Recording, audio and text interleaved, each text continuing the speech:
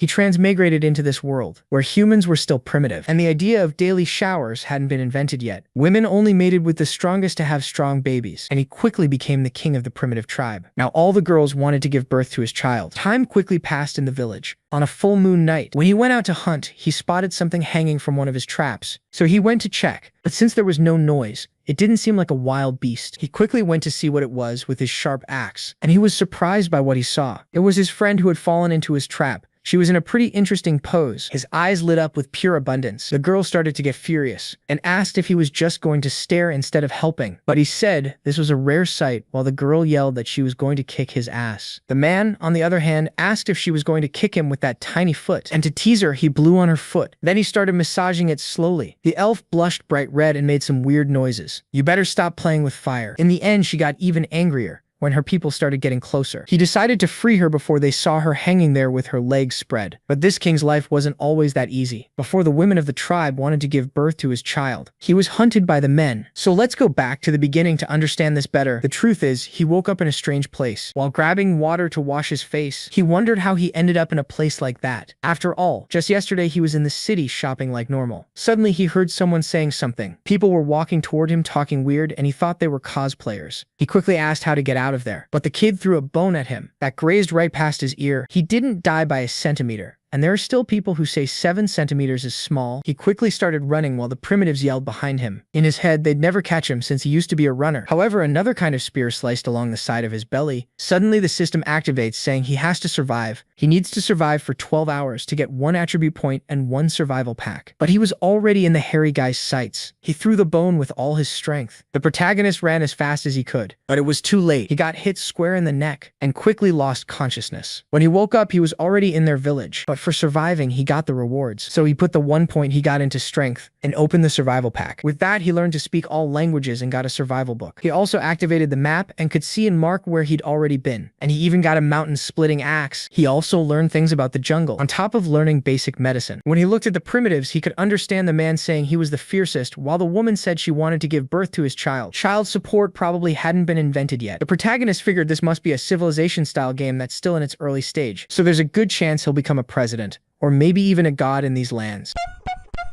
He tells the system to put the attribute point into strength and equip the split mountain axe. Once it activates, power surges through him, and Chen easily snaps the rope binding him. But he's quickly noticed by 2 primitive men, Stonebone and Leng Guchui. Stonebone orders the others not to let Chen escape. Then he and Leng Guchui step forward and warn him there's no way out. Full of swagger, Chen shouts back, asking how they dare disrespect their god. Stonebone stares at him and asks what god he's talking about. Seeing Leng Guchui, Chen assumes he's the leader. He declares that heaven sent him to rule them, and since they offended him, punishment is coming. That instantly enrages Stonebone, who charges straight at Chen. Right then, the system gives Chen a new mission: intimidate the primitive people and subdue them to become their leader. Fail, and he loses the split mountain axe. Seeing this, Chen goes tense, because without the axe, he doesn't think he'd last long in a place like this. Refusing to lose, Chen meets Stonebone's attack head-on. The impact is so strong, it cracks the ground around them. Chen is startled by just how powerful these primitive people are. Still, he knows his own body has been strengthened too, so Chen pushes back with full force, and to his surprise, Stonebone's weapon gets cut in half. The entire camp is stunned by the display. Then Chen suddenly senses something has gone very wrong. He has a bad feeling. And he's right. Stonebone yells for everyone to rush Chen at once. Completely dumbfounded, Chen turns and runs, wondering why Stonebone acted like it was a duel, only for the whole group to gang up on one 24-year-old. When one boy lunges at him, Chen slips aside and fires back in one smooth move. Angry, Chen warns them not to push him too far, claiming he could still take down 5 of them before dying and ordering them to back off. He knows if all those barbarians swarm him, he'll be dead in seconds. Then to his surprise, every barbarian suddenly panics and runs away from him. Chen has no idea why. Then his system reveals a side mission: help the primitive people by driving off a ferocious saber-tooth. It has already been accepted automatically. At first, Chen just stares at the mission in confusion, but that disappears the moment he realizes a saber-toothed tiger is standing right behind him. The instant Chen sees it, he runs for his life. The tiger pursues him relentlessly, swiping at him as he flees. Panicked, Chen wonders why everything here seems determined to eat him. He also can't understand why the system would assign a mission like this. He knows one bite from that tiger could take away half his body, and then he suddenly feels its claw rake into him, leaving him badly hurt. Chen realizes a direct fight makes no sense, so he forces himself to calm down and think.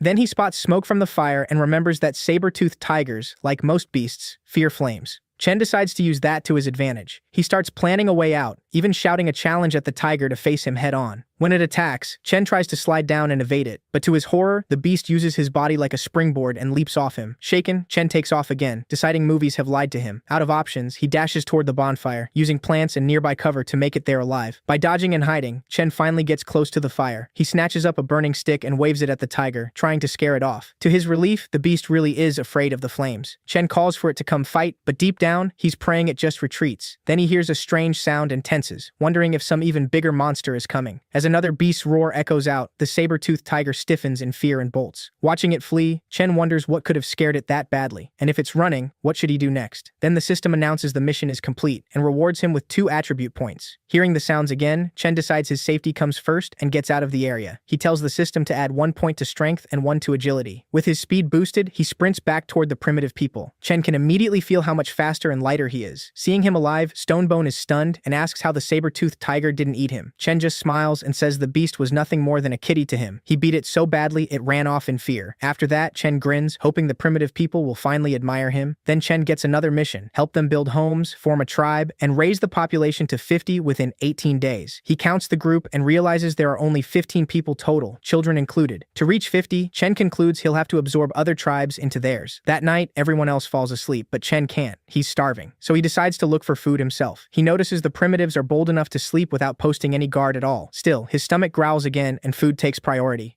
He remembers the roasted lamb from earlier, but hesitates, uneasy. If something could frighten a saber-toothed tiger, then something truly terrifying must be nearby. Chen tries to reassure himself. He has to find food no matter what, and hopefully he won't run into that monster. So, axe in hand, he heads toward the place where he saw the roasted lamb before. After a while, Chen cautiously reaches the area. He moves in carefully, alert for any danger. As he gets closer, he notices other prey animals nearby too. Now that he's the leader, Chen knows he can't think only about himself, so he gathers up the other prey as well. But on the way back, a strange feeling hits him, and suddenly he falls into a pit. Furious, Chen shouts about who dug a hole there. Then he looks closer and realizes it isn't a pit at all. It's a massive footprint left by some monster or giant beast, something almost like a dinosaur. Then Chen thinks that after seeing the saber-toothed tiger, he really should have understood this place isn't just primitive, but a whole era filled with history's most terrifying and deadly creatures. Knowing he can't waste time, Chen decides he must quickly find a safe place for everyone. The next morning, the primitives are fighting over food. Fed up, Chen yells at them to stop snatching from each other. He realizes they still know nothing about modesty or saving resources, and there's a lot he needs to teach them. Chen announces that the current food will first go to the hunters who joined him that day. Stonebone points out that they usually hunt in turns, and yesterday's group was him, Agan, and Huangshu. Today, he says, it's Luting, Heizhu Jiao, and Leng Guchui's turn. Stonebone adds that everyone wants to go if their king is going. The others agree, but Chen notices the boy Sam, the same one who attacked him before. Chen figures Sam might be scared he's still holding a grudge, so he decides to find a way to cheer him up. Chen tells everyone that anyone who wants can come with him. He's going to search for a place to build their home. Hearing that, a girl named Mia steps forward and asks what a home is. Chen explained that a home was where they'd live together as one tribe, a place that, like tree roots, would feed and protect both this family and the generations after them. Mia lit up, rushed over, and hugged Chen, asking if she could live with her king. Chen smiled and told her yes. Before long, everyone would be one big family living together. Mia got so excited she blurted out that the king wanted to live with her and have children. Stonebone then asked Chen where this home would be built. Chen called everyone over and explained that they had to find open ground with mountains to the north and rivers to the south, somewhere with water for drinking and irrigation, grazing and fodder for livestock, plus firewood and stone for building. It would also be safer, with seeds and timber nearby for farming and houses. Then Chen decided the settlement should be close to the sea as well, since a river delta would offer rich soil and later on, a good place to learn seafaring.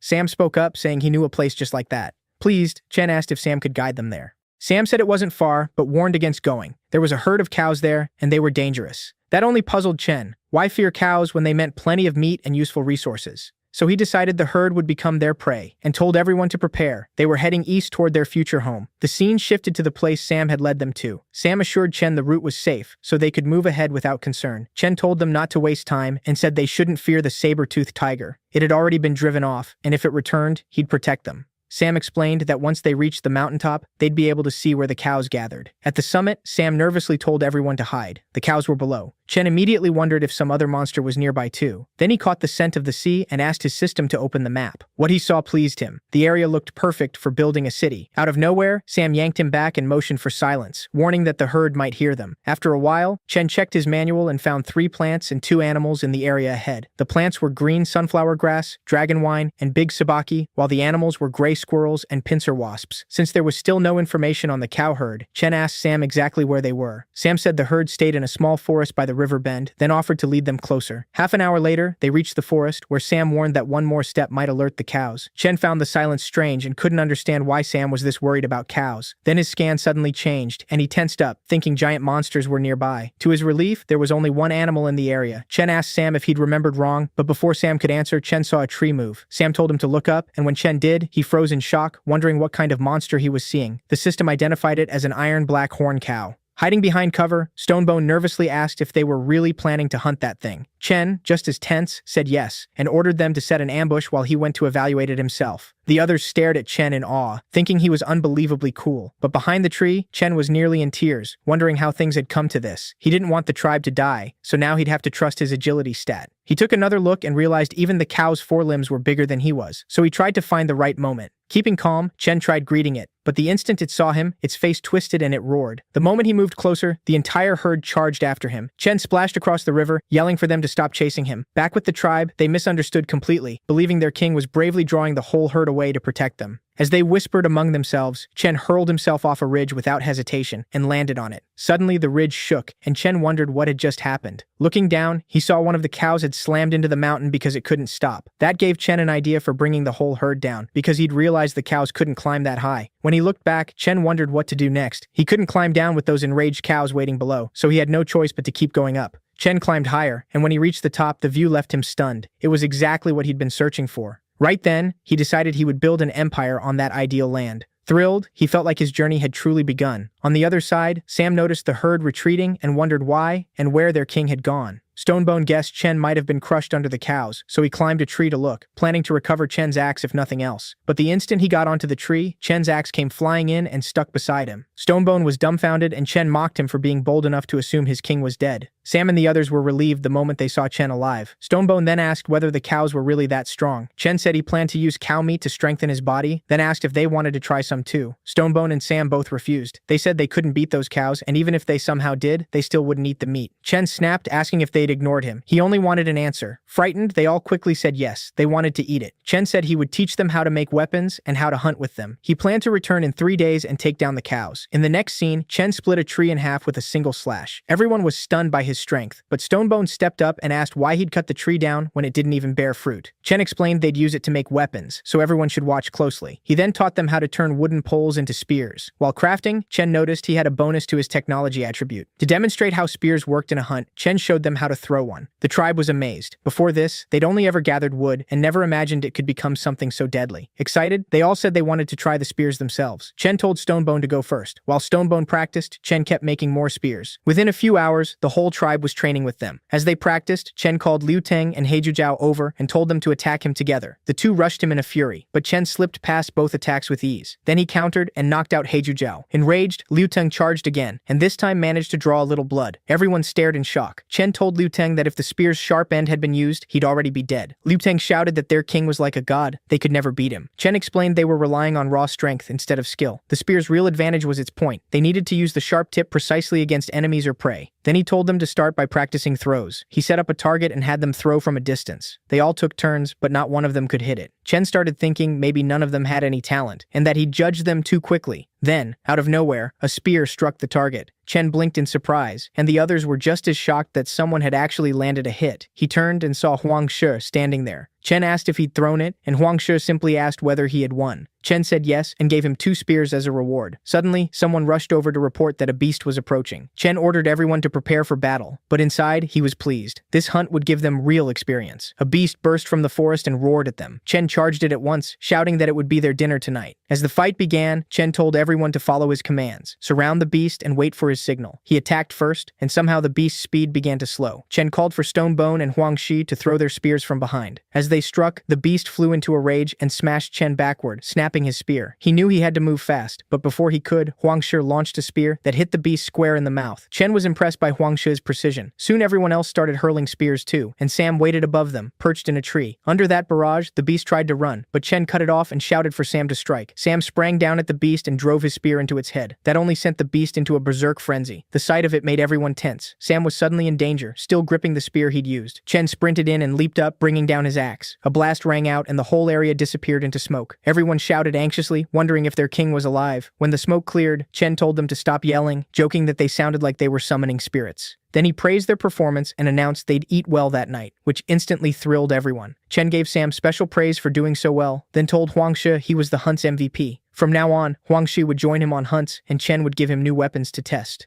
The scene shifted again sometime later. Stonebone bragged to the other tribespeople about how he'd helped Chen bring down the beast. As Mia passed by carrying a piece of meat, Stonebone called out and asked her to hand it over. Mia refused, saying the meat had been set aside for their king. She offered it to Chen instead, and he asked if they were really going to eat it raw. Mia looked at him and asked what was wrong with that. Chen said he remembered them cooking with fire before, so he didn't get why they were eating raw meat now. Mia explained they'd lost the fire source from last time, so they had no option but to eat it uncooked. That made Chen think about how fire marked the start of civilization. It drove off beasts, made shelter safer and more livable, and improved food. He decided the tribe needed one more gift. He would teach these primitive people how to make fire. He picked up a broken spear and worked it against a wooden block to spark a flame. Then he told them to pack wood shavings and tree fluff into a groove in the trunk, then roll the stick between their palms to build friction and start a fire. When the flame appeared, the whole tribe stared in amazement and began praising Chen. Stonebone started yelling that their king had created fire, making sure everyone heard. Chen immediately grabbed him and snapped at him to be quiet. Keeping a low profile mattered. Right after that, Chen got a reward, 10 technology points, and he realized those points were actually pretty easy to earn. At first he had no idea what they were for, but after checking, he learned technology points could identify hereditary plaques, with each identification costing 10 points. While Chen was still thinking about that, Sam came over and said that while dividing the meat, he noticed signs the wild boar had been nursing. That made him suspect cubs were nearby, and after searching the area, he actually found them. At once, Chen got a side quest: pen up the boar cubs and domesticate them. The system asked whether he wanted to accept. Chen sent Mia and Sam together to bring the cubs back. He warned them to be careful and not injure the little boars. He wanted every one of them alive. Mia grabbed Sam's hand and the two ran off toward the cubs. Chen decided to build a pigsty before they returned, so he called for Stonebone to come after eating. He had work for him. Then the scene shifted to evening, with Stonebone hauling branches and asking his friends why their king wanted so many. When they got back to the den, Stonebone saw everyone making something unfamiliar. Puzzled, he asked Huang Shu what it was. Huang Shu said the king called it grass rope, and it was stronger than the vines they usually used. He also explained how to make it. First, they had to smooth the straw, then braid it into rope by crossing the strands. Stonebone only got more annoyed, because he still had no clue what was happening. Chen told him to stop standing around and bring the branches over. Then he had everyone pick up the branches and tie on the grass ropes in a set pattern. They needed to build at least 5 wooden frames. After that, Chen told them to set the frames into pits he'd dug, then lash the tops together so they formed a cage shape, covering it neatly with straw. The moment it was finished, the whole tribe rushed into the pigsty and started fighting over it, each wanting to live there and bear the king's children. Chen stiffened at the sight and told them the pigsty wasn't for them. Just then, Sam and Mia came back carrying the cubs. Chen told Sam to place the boar cubs inside the pigsty. Hearing that, Stonebone ran to Chen in tears, shouting that he couldn't do such a thing. He kept protesting, asking how a nest that good could be wasted on wild boars. Aegon clung to Chen too, agreeing with Stonebone. They all wanted to live in that nest. Stonebone added that they wanted a home where they could cuddle with the king. Chen furiously shoved them away, saying he had no interest in cuddling with a man. Then he said he didn't care if they wanted the pigsty now, but once proper houses were built, neither of them would get a spot.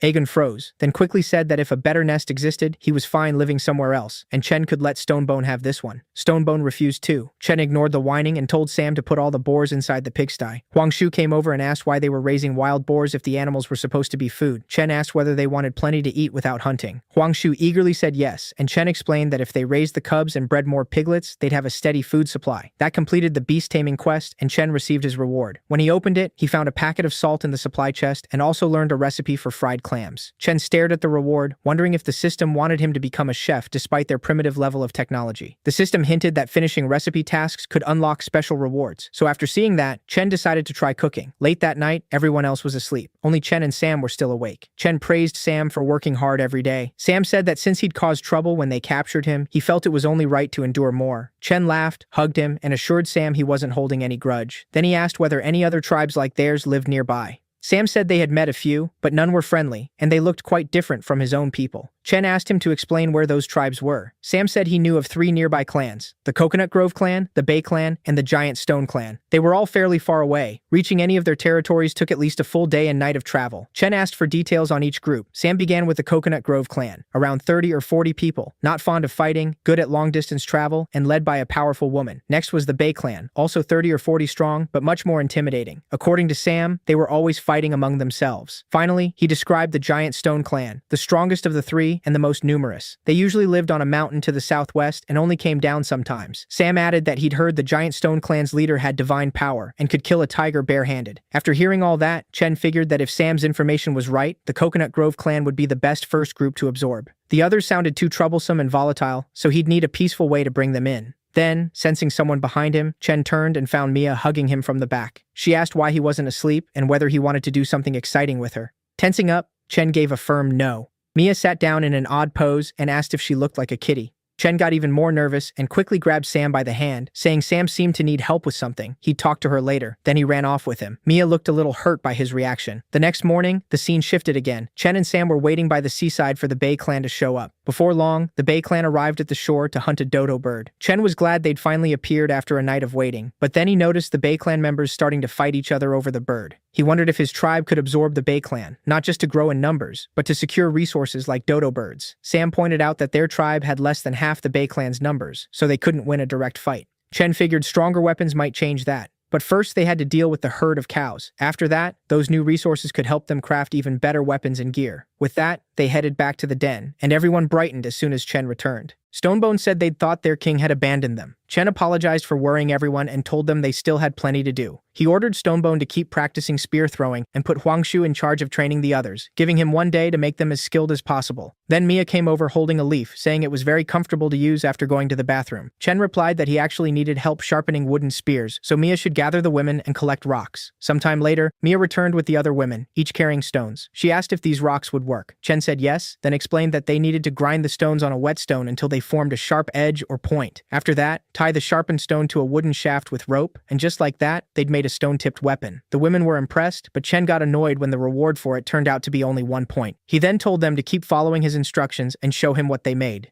Mia quickly called Chen over, saying she had already finished one. When he looked, he saw she'd made a double-edged axe, and he praised her. Delighted, Mia smiled, and at that moment, Chen unlocked a hidden feature called Talent Discovery. When he checked Mia, the system showed that she had talent in toolmaking. Mia noticed him staring and shyly asked why he was looking at her like that. Chen ignored the question and told the women to make as many spears and axes as possible. Little by little, they produced 30 spears and axes in total, and Chen praised Mia for making over half of them. Then he noticed her hands were scraped and scratched from grinding stone. When Chen showed concern, Mia blushed. At once, the other girls crowded in and asked if he cared about them too. Chen said it wasn't what they thought, but they had already gotten very close to him. He hurriedly fled, announcing that was enough work for today and everyone could rest. Then he headed toward the men's training area to check on their practice. A wooden log suddenly flew at Chen. He dodged it just in time and realized it was part of the tribe's training. Huangshu had clearly been teaching them well. Chen asked how they were doing, and Huangshu said everyone had improved a lot. They could now hit targets with ease. Chen's talent discovery showed Huangshu was a throwing master. Huangshu added that Luting was very strong but mistimed his throws and only brought out his full power besides Stonebone. He also noted that Lengu Chui was the first to fully master the technique. What shocked him most was Huangshu and Stonebone's teamwork. Alone they were average, but together they alternated 4 spears at a time and scored the best results. Chen was pleased. At this rate, dealing with the herd of black bulls should be easy. Stonebone asked if he was certain. Chen said yes, but to be safe, they'd bring their secret weapon too. Huangshu blinked in surprise and asked what secret weapon he meant. Chen pulled out several black leaves, told everyone to look carefully, and ordered them to gather as many as possible. He warned them not to touch the leaves with open cuts. The plant carried a natural paralytic. That night, Chen began pounding a stone into shape. Mia arrived with all the spears and asked why he'd carved a shallow hollow into the rock. Chen said it was a mortar, and she'd soon see why. He told her to gather the women and use the stone club to crush the leaves inside, then smear the paste onto the wooden spear tips. Luting came over, saying the men also wanted to help with the club. Chen told them to rest instead. He'd need their strength for the hunt in the morning. Sometime later, Chen sat eating grilled meat and sprinkling salt over it. Mia suddenly tossed a spear toward him, letting him know the coating was finished. Chen got up, told the women to stay behind and guard the camp and children, then ordered everyone else to follow him to the mountain. The tribe lit up with excitement and grabbed their weapons. They were ready to show those beasts what they could do. After a while, they reached the mountaintop. Aegon asked if it was really okay for their king to act as bait alone. He was clearly worried about the danger. Stonebone answered that their king was incredibly strong, so he should be fine. Sam cut in and told everyone to get ready. Something was moving near the river. Stonebone told Mia and the other women to pass out spears on time, especially to Sam, once they were in position on the mountain. Their king was risking everything, and losing him wasn't an option. So here's what had happened. 10 minutes earlier, Chen had been wandering near the Black Bulls, thinking that fleeing to Stone Mountain, like last time, was still the best route. But to stay cautious, he decided to lure a smaller one first. He walked up to a smaller bull and hurled a stone at it. Then he loudly declared himself the gang's leader and dared it to come fight him. The Black Bull instantly flew into a rage, and, out of nowhere, 3 bulls charged after Chen. As he ran, Chen shouted for Stonebone to target the first Black Bull. Stonebone immediately ordered everyone to prepare. Then the spears flew all at once. It worked. The Black Bulls were hit and wounded. Using that opening, Sam threw spears straight at their necks. The bulls crashed against the mountain, and Chen leaped for a ledge to climb higher, but his hand slipped. At the last second, Stonebone caught him and pulled him to safety. Chen ordered everyone to keep attacking while the bulls were weakened, so the assault continued. Stonebone stepped up and started directing the strikes. Watching him, Chen noticed real leadership talent and understood why Stonebone was so good at commanding others. He realized Stonebone was worth grooming into a true leader. Stonebone soon returned and reported that the bulls seemed to be calming down. Chen was pleased. The tranquilizer was working faster than expected. Then, Sam shouted that the rest of the herd was charging toward them too. Chen was startled by how fast they were. Still, he told everyone not to panic. This was part of the plan. They only needed to finish the 3 below and make sure none escaped. The Black Bulls tried backing away, but they were moving slowly. Realizing the poison had kicked in, Chen told everyone to target their legs and keep them from fleeing. Stonebone then ordered everyone to throw, and the 3 bulls finally collapsed to the ground. Chen told them to stop, but Stonebone argued this wasn't the time for softness. They had to deal with these 3 before the others arrived. Chen asked how many spears were left. Mia answered that they still had 28. Then Chen told Sam to count the incoming herd, and Sam estimated around 20 bulls. Chen said that was exactly why he'd called a halt. They didn't have many spears to waste. Huangshu asked if that meant abandoning all the effort they'd spent on the 3 Black Bulls. Chen said no. This was still part of the plan. He'd never intended for a small squad to fight the whole herd head-on. From the start, the true goal was the leader. Once that boss went down, the rest would scatter. To draw it out, they needed bait. That's why those Black Bulls had to stay alive and couldn't be allowed to escape. Chen added that he'd originally planned to use just 1 bull, but the extra 2 had cost them far more spears than expected. Suddenly, Sam yelled that he could see the Black Bull's leader, and it looked like a giant monster. The boss roared, and the whole herd began charging toward the mountain to ram it. At first, Chen and the others wondered, had the bulls gone insane? But Chen quickly realized the boss had no intention of fighting yet. Then they felt it. The mountain itself was starting to collapse. Chen yelled for everyone to run back and find cover, but Mia couldn't get away in time and fell as the mountainside broke apart. Without hesitation, Chen jumped down after her and called for Aegon to follow. Heizhu Jiao and Lengu Chui came down too to help. Now there was no choice but to fight. Heizhu Jiao asked Aegon if they should charge the bulls, but Aegon told him not to act recklessly and wait for their leader's order. Chen, meanwhile, was tense. He realized the bull boss had already seen through his trap. That intelligence frustrated him. Stonebone told those still on the mountain to go protect their leader, but Chen shouted for them to stop. They needed to stay above and attack with spears. Then the battle truly began. Chen fought with his axe, while the others wielded spears and stone axes. By working together, defending and striking the bulls in coordinated waves, they managed to wound many of them. Stonebone seized the moment and urged the people above to rain spears down on the herd. A few bulls dropped, and suddenly the whole herd stopped as the boss seemed to say something to them.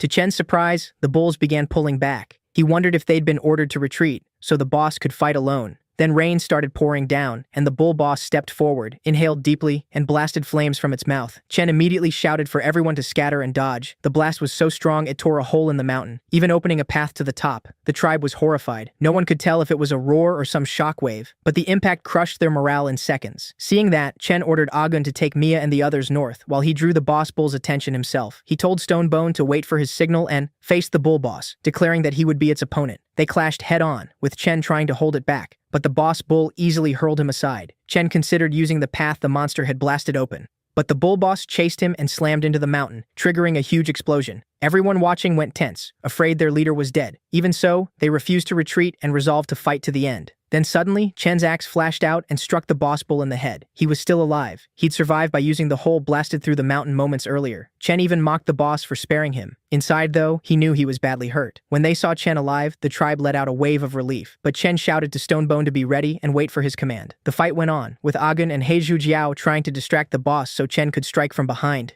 Aegon bravely leaped in, only to be caught and wounded by the beast's horn. Chen rushed forward and slashed at the bull boss's face, freeing Aegon from the horn's tip. The boss unleashed another burst of flame, but everyone dodged, and Chen answered with a clean hit. The strike opened a wound in the monster's body. Chen immediately yelled for Stonebone and Sam to aim their spears at that wound. They hit the mark, and the boss bull staggered before crashing to the ground. For a moment, everyone wondered if they'd finally won and started celebrating. But Chen stayed uneasy. Even with their leader down, the rest of the herd just stood there, waiting. Then, out of nowhere, the boss bull rose again and lunged at Chen, unleashing a furious stream of flame. Stonebone and Huang Shi were stunned by the sight, and Chen tensed too, realizing he'd let his guard down for a fatal moment. Now, the bull boss tore the spear from its own body and hurled it straight at Chen. Wounded and too slow to move, Chen thought this might be the end. Then, to his shock, Mia stepped between them and took the spear herself. Chen froze in disbelief, a flood of memories with Mia flashing through his mind. A burst of pure rage suddenly flooded through Chen. Even as the system warned his body was overloading, Chen ignored it and lunged straight at the bull. He brought his blade down with everything he had, cleaving the bull boss from head to tail. This time, the monster was truly split in two by Chen's full-powered strike. Consumed by fury, Chen roared at the remaining bulls to come at him, challenging any beast that wanted to die to step forward. But as the herd glanced at one another, Chen took one step ahead, and they broke, retreating in panic. Once they fled, Chen finally relaxed, but his system immediately warned that his life was in danger. A moment later, he coughed up blood and started to black out, sinking slowly. Everyone rushed over, but before passing out, Chen looked to Mia and told them to fetch the hemostatic ointment and apply it. Several days later, in a pigsty, Chen finally woke from his unconscious state. Opening his eyes, he found Ayu standing before him. His first question was whether this was the pigsty he had built, but Ayu shook her head. After driving off the bulls, they had moved here, and this shed was made for him. She told him to stay down while she went to tell everyone he was awake. Chen stopped her, asking about Mia and Lang Guchui first. Ayu said they found Lang Guchui barely alive, but he recovered fast. Since waking, he'd been standing guard outside Chen's shelter. Mia was hurt more badly, she added, but the king's divine medicine saved her. As long as she kept resting, she would recover. Everyone else was fine too. Relieved, Chen heard Ayu add that over the past 4 days, everyone's condition had stabilized. Chen jolted. What did she mean? 4 days? He checked the system and saw she was right. 4 days were gone, leaving him only 11 days to finish the mission. Ayu, confused, noted that their king often stared into empty air as if lost in thought. He tried to get up and failed. Ayu urged him to rest, but Chen insisted he was fine and told her to summon Stonebone at once. She nodded and hurried out of the shed. Left alone, Chen realized that without any fighting strength or deterrence, if others learned the truth, their mission could collapse instantly. Now that they had relocated, they needed a fence immediately, and later, sturdy wooden walls for real protection. When Stonebone arrived, Chen told him to stay outside, then whispered secret instructions no one else could hear. Stonebone left at once to handle the job Chen assigned, but Chen knew that still wasn't enough. They couldn't repeat the last mistake. This time, every detail had to be foolproof. Next, Chen told Lang Guchui he had another task. Lang Guchui asked him to say what it was, and Chen ordered him to collect the Black Bull King's bones and hide, keeping the hide as intact as possible. To Lang Guchui's surprise, Chen even handed over his own weapon for the job.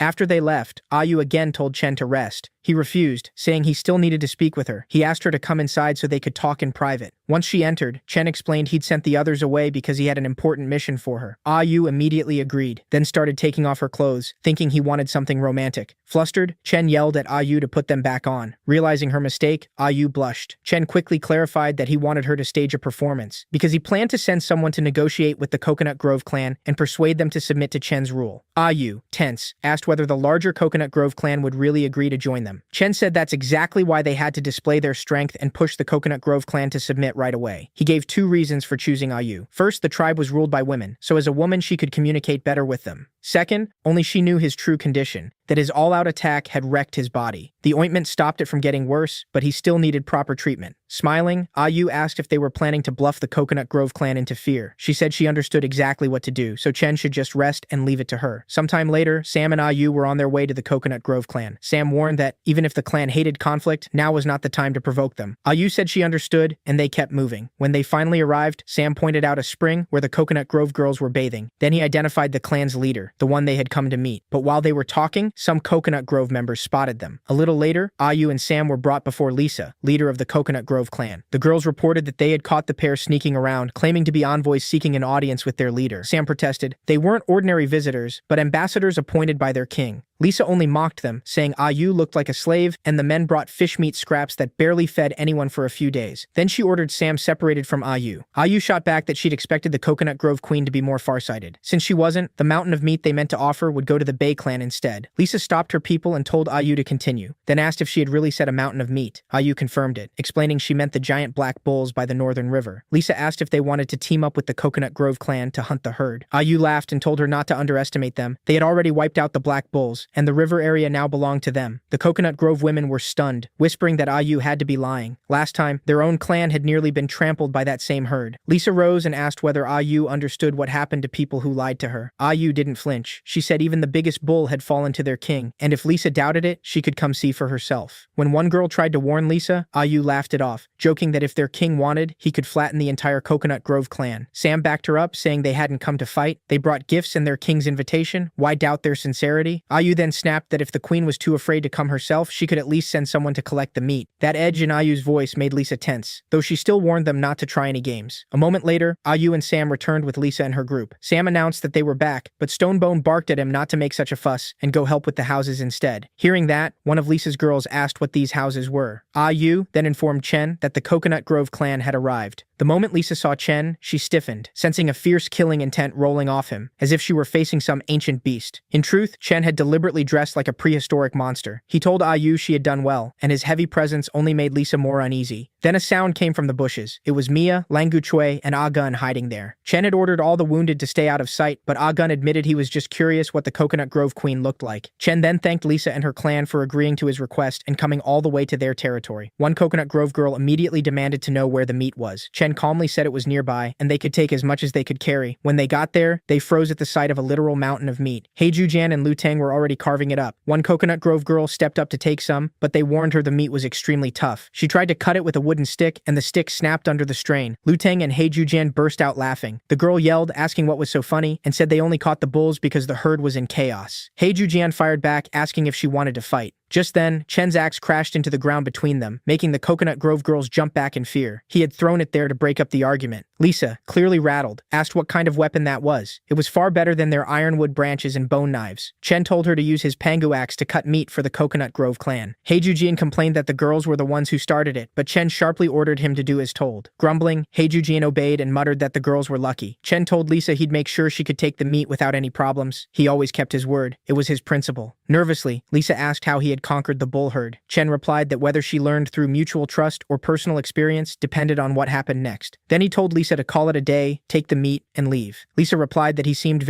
Lisa called him cold-hearted. Chen, meanwhile, tensed up. His dramatic axe throw had been a bit much, and without the bullhide bandage, his wound would have likely split open again. Then it did. Blood started seeping out, and Chen instantly worried. Thankfully, Ayu distracted Lisa, giving him just enough time to hide the wound. Ayu told Lisa they also had some powerful weapons they could offer the Coconut Grove clan. But Lisa turned back and refused, saying those weapons didn't suit her people. She told Chen the Coconut Grove clan had strong weapons too, ones they hadn't shown him yet, and hoped they'd never need to use them. After that, Lisa ordered her clan members to take what they could and return. Ayu added that if it wasn't enough, they could come back. But sooner was better, since other clans still needed their share. On the way back, Lisa asked how the investigation was going. A few more girls appeared to report. Lisa had secretly stationed them nearby to watch everything from hiding. One of them, Maya, said they saw the men building something called a house, and from inside it, they sometimes heard boar growls, so there might be boars kept there. Lisa was stunned, wondering if Chen had really made such a fine shelter for boars. Maya added that even more shocking, Chen's clan seemed to have mastered the fire god's power. Lisa flatly said that was impossible. Maya explained they had seen fire appear from nothing and used it to roast meat.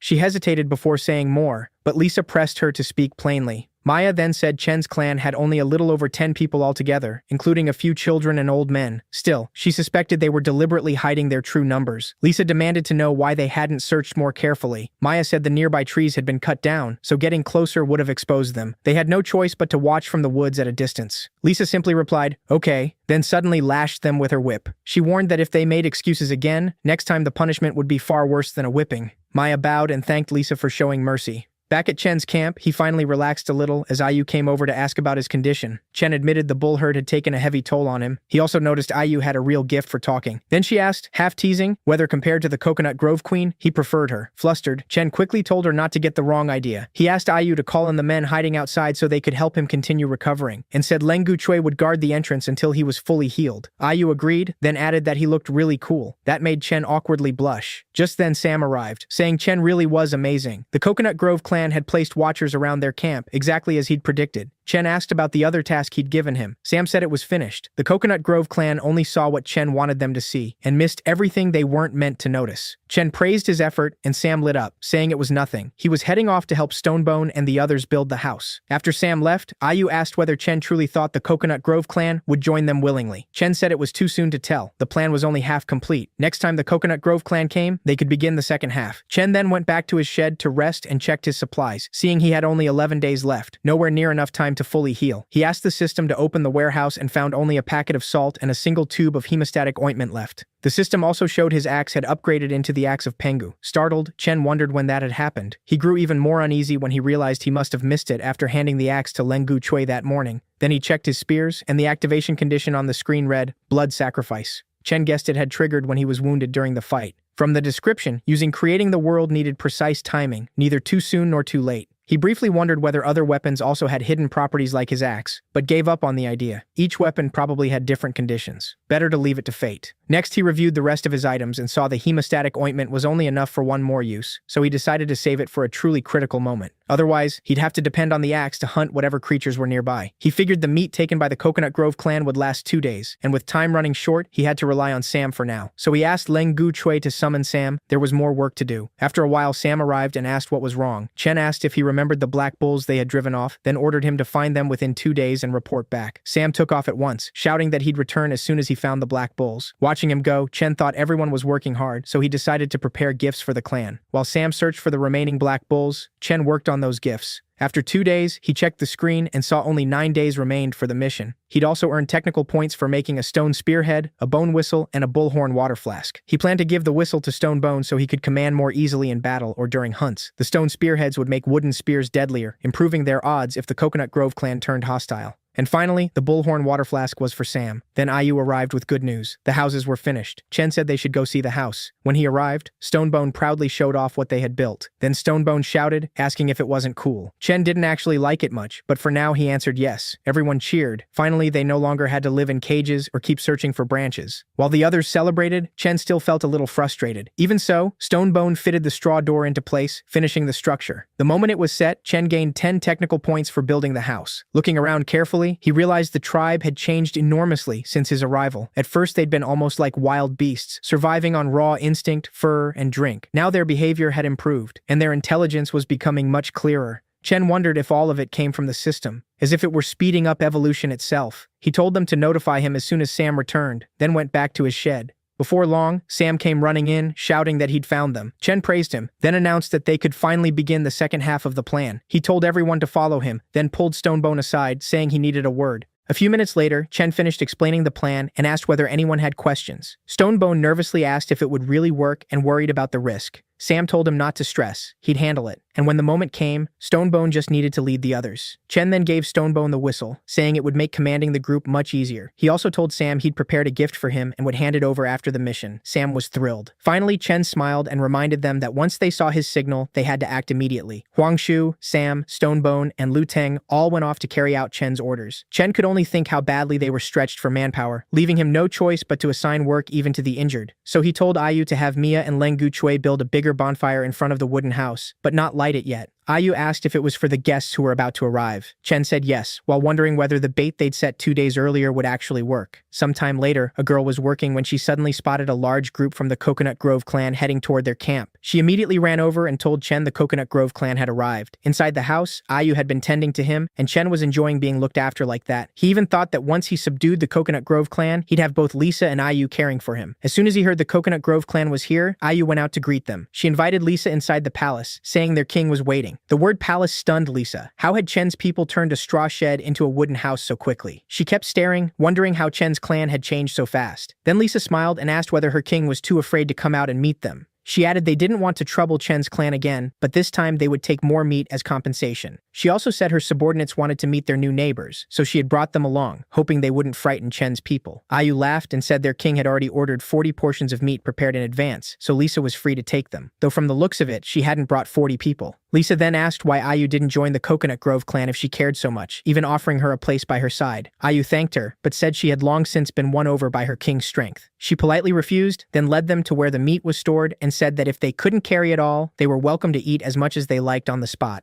The spot. She added that if cutting the meat was hard, they could ask Chen's warriors to help. Lisa told her people to eat and stay calm while she went to see Chen herself. When Lisa entered, Chen greeted her with easy warmth. Seeing Chen in that refined house made Lisa flush. Still, she kept her poise and asked if this was really his place, admitting it looked pretty decent. Chen noticed her interest in the house and decided to impress her further. He said this was only a temporary shelter. Once the real palace was built, this one would go to the tribes. Lisa froze, then asked if he truly planned to let his people live in a place like that. Chen said he knew it was rough for now, but later he would build them better stone houses. Then, without warning, Lisa suddenly pulled out her whip and bound Chen with it, leaning in close. Tense, Chen asked what she was doing. Lisa said no one understood men better than she did, and she knew plenty of ways to make him hand over those strange things willingly. She wondered if that would be enough to break him. Chen found it far too stimulating, but kept a stern face and laughed. Did she really think this could force him and that he'd have no backup plan? Inside, though, Chen was panicking. He had no backup at all. Things had slipped out of control, and his unhealed injuries made fighting hard enough already. To Chen's relief, Ayu suddenly entered and announced that the feast was ready. But when Ayu saw Chen and Lisa like that, she froze and blurted that Chen shouldn't be doing such things. Lisa withdrew the whip, and Chen said they'd talked enough. It was time to go out and barbecue. He asked Ayu whether the fire had been lit. Meanwhile, Lisa wondered if Chen's calm under her pressure meant he truly had a hidden plan or simply didn't fear death. Compared with her own people, his composure felt very different. Outside, the Coconut Grove girls cheerfully called Lisa over, saying the grilled meat smelled amazing. Chen also handed Ayu some salt to pass around to the Coconut Grove clan. Ayu gave it out, telling everyone to sprinkle a little on the meat to improve the taste. Lisa sharply demanded to know what Ayu was putting on the food. Ayu shot back that if Lisa was scared, she didn't have to eat. But once Lisa saw her clan members praising the flavor, she understood. Chen was pleased too, hoping they'd keep eating and buy Sam and Stonebone more time to finish their job. The scene shifted to Stonebone and the others, waiting near the black bulls. Liu Teng asked why they were hunting bulls again when they already had enough meat. Stonebone said they weren't here to hunt. He told Liu Teng to stop asking and follow orders. Then Huang Shu's signal came, and they all hurled their spears at the black bulls.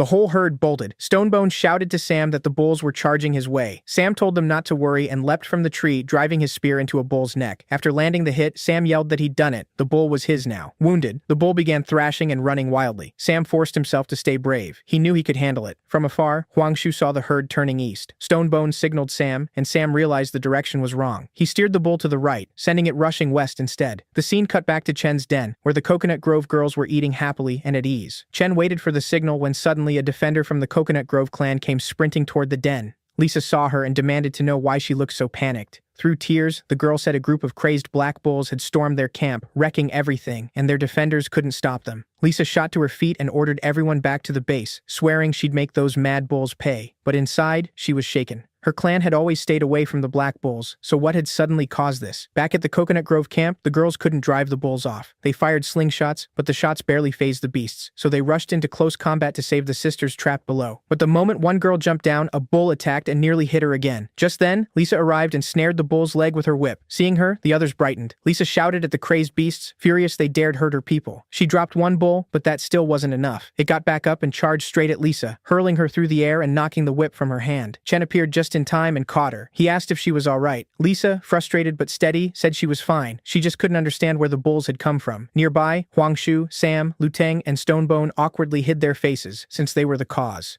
Chen then glared at the bulls and barked, asking if they'd forgotten their pain once their scars healed. The bulls roared and advanced, making Chen tense up. Did it not recognize him? Was the cloak made from the Black Bull King's hide not intimidating enough? Then, to his relief, the bull started backing away. Chen shouted that it seemed the herd had a new king. He told the bull boss it looked weaker than the last one, and since it was here, it could stay. At once, Chen's clan charged the bulls, and Stonebone told Sam to focus on the bull boss. With Stonebone helping, Sam vaulted onto the bull and tried to get it under control so he could ride it. Chen noticed Sam had real talent for riding. As his people worked to subdue the herd, Chen told Lisa to leave, but she refused, arguing that the herd still hadn't scattered. Chen stopped her from joining the fight, warning that she couldn't handle these monsters. He hadn't brought enough people, so charging in would be suicide. Lisa went quiet, Unable to answer, Chen asked again why she wouldn't move her people to his place for now, where they could recover and wait for the right moment to retake their land. He promised them shelter, food, and protection. Ayu also urged Lisa to look at her people's condition. They were in no shape to fight. Did she really want to watch them throw their lives away? At last, Lisa ordered the Coconut Grove clan to help the wounded and retreat north to Chen's place. Hearing that, a girl named Ayun flared up, but she couldn't defy the queen. She told the injured to follow Chen's people. Chen then put Ayu in charge of escorting the Coconut Grove clan. Ayu agreed, and they left. Meanwhile, Stonebone and the others kept fighting, and Ayun joined in too. Stonebone told her to fall back if she was afraid, since they'd beaten the bulls once already and didn't need to rush. Ayun ignored him and attacked the bulls anyway. Chen told Stonebone to let her be and focus on winning. He believed those girls were brave. The scene shifted to evening, when everyone returned to Chen's camp. A girl named Maya from Chen's side welcomed them happily, saying she was glad everyone made it back safely. She asked about Chen and the others, and Ayu explained they had stayed behind to buy time while the injured were brought back. Maya said the Coconut Grove girls could stay in the houses they had built. She sighed in relief, thinking that without Mia and the others working through their injuries to finish those houses, there would have been nowhere to place them. After that, Ayu told Lisa everyone had been settled, with food, shelter, and safety assured, so she didn't need to worry. She urged Lisa to rest for now, and Lisa quietly thanked her. Ayu exhaled in relief as everything went smoothly and remembered Chen's words. He had said the whole plan was about bringing the Coconut Grove clan under control at the lowest possible cost, because after their last hard battle, they couldn't afford more injuries. Now only the final step remained. The scene shifted to the next day, when Mia asked He Zhujiao whether everything had gone smoothly overnight. He Zhujiao said yes. He'd stood guard all night, and nothing happened. Ayu was standing watch outside Lisa's house when she suddenly felt a shadow fall over her. She looked up and saw Mia had come over. Ayu immediately asked what she wanted. Mia said their king had invited Lisa to his palace to discuss something important. The scene shifted to Chen, who was checking his system and feeling when Lisa came to see him.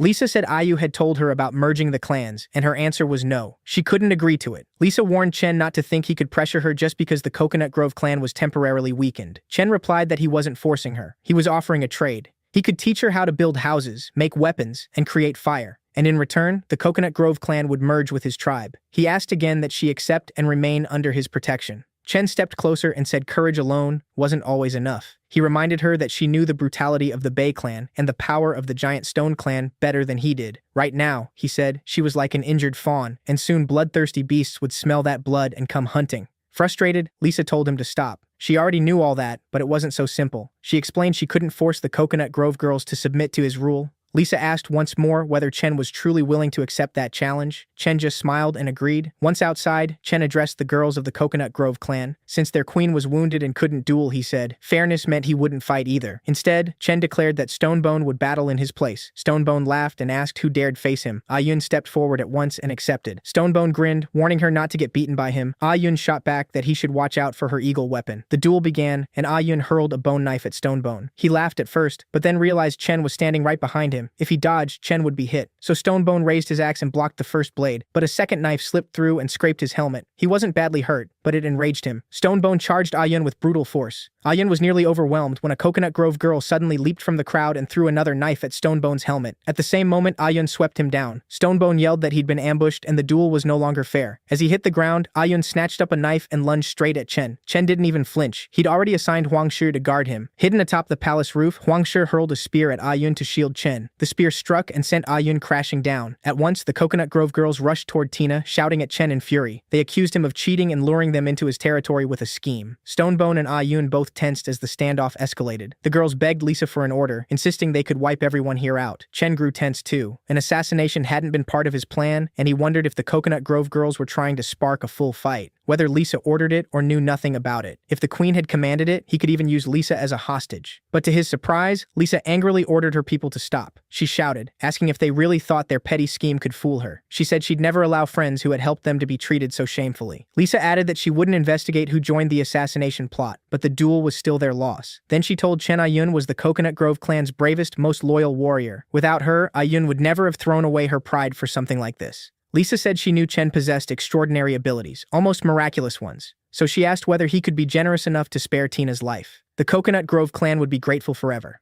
Chen looked stern, but inwardly he was relieved. This wasn't the worst outcome, and control of the situation was back in his hands. Thinking of the hemostatic ointment, he told Lisa not to worry. Yun wouldn't die. After all, they were allies now. One of the girls urged Chen to hurry. Yun was fading fast. As he went to help, Chen decided he'd overlook Tina's assassination attempt for the greater good, but her actions still couldn't go unpunished. So he used only a little medicine, enough to keep Yun alive, not restore her fully, and saved the rest of the ointment for his own wounds. After treating her, he told the others to carry Yun back home and said she'd recover in a few days. Seeing that, the girls of the Coconut Grove clan began praising Chen, convinced they'd witnessed a miracle. Chen embraced Lisa and asked if her people could merge with his tribe now. Flushed with happiness, she gladly said yes. Smiling, Chen told Lisa she could keep leading her people, as long as they followed his orders. Lisa then said she had one last request. Chen needed to become her partner, and they should hold a ceremony to make it official. Hearing that, Chen flushed with delight. To him, it felt like a gift dropped into his lap. He pictured a wedding, ring exchange, a bridal chamber, a daughter, raising her together, watching her marry, growing old side by side, and finally entering the afterlife together. Seeing Chen pulling strange expressions, Lisa nervously asked what was wrong. Did he not want the partner ceremony? Chen quickly said he absolutely wanted it and pulled her into a tight hug. Then he told Lisa to rest and heal well, since he also needed time to prepare for the ceremony. He ordered everyone to go rest too, telling them to return in a few days for the ceremony. After that, the system informed him that his tribe had officially been established and asked him to choose a name. Looking closer, Chen saw the tribe's population was only 46, and wondered why it was short by 4. He named it the Newbie tribe. Then Chen started thinking about how to handle the Bei clan, even considering taking some of their people prisoner. Still, he wasn't sure captives would count toward the tribe's population. Then he overheard several Coconut Grove girls whispering.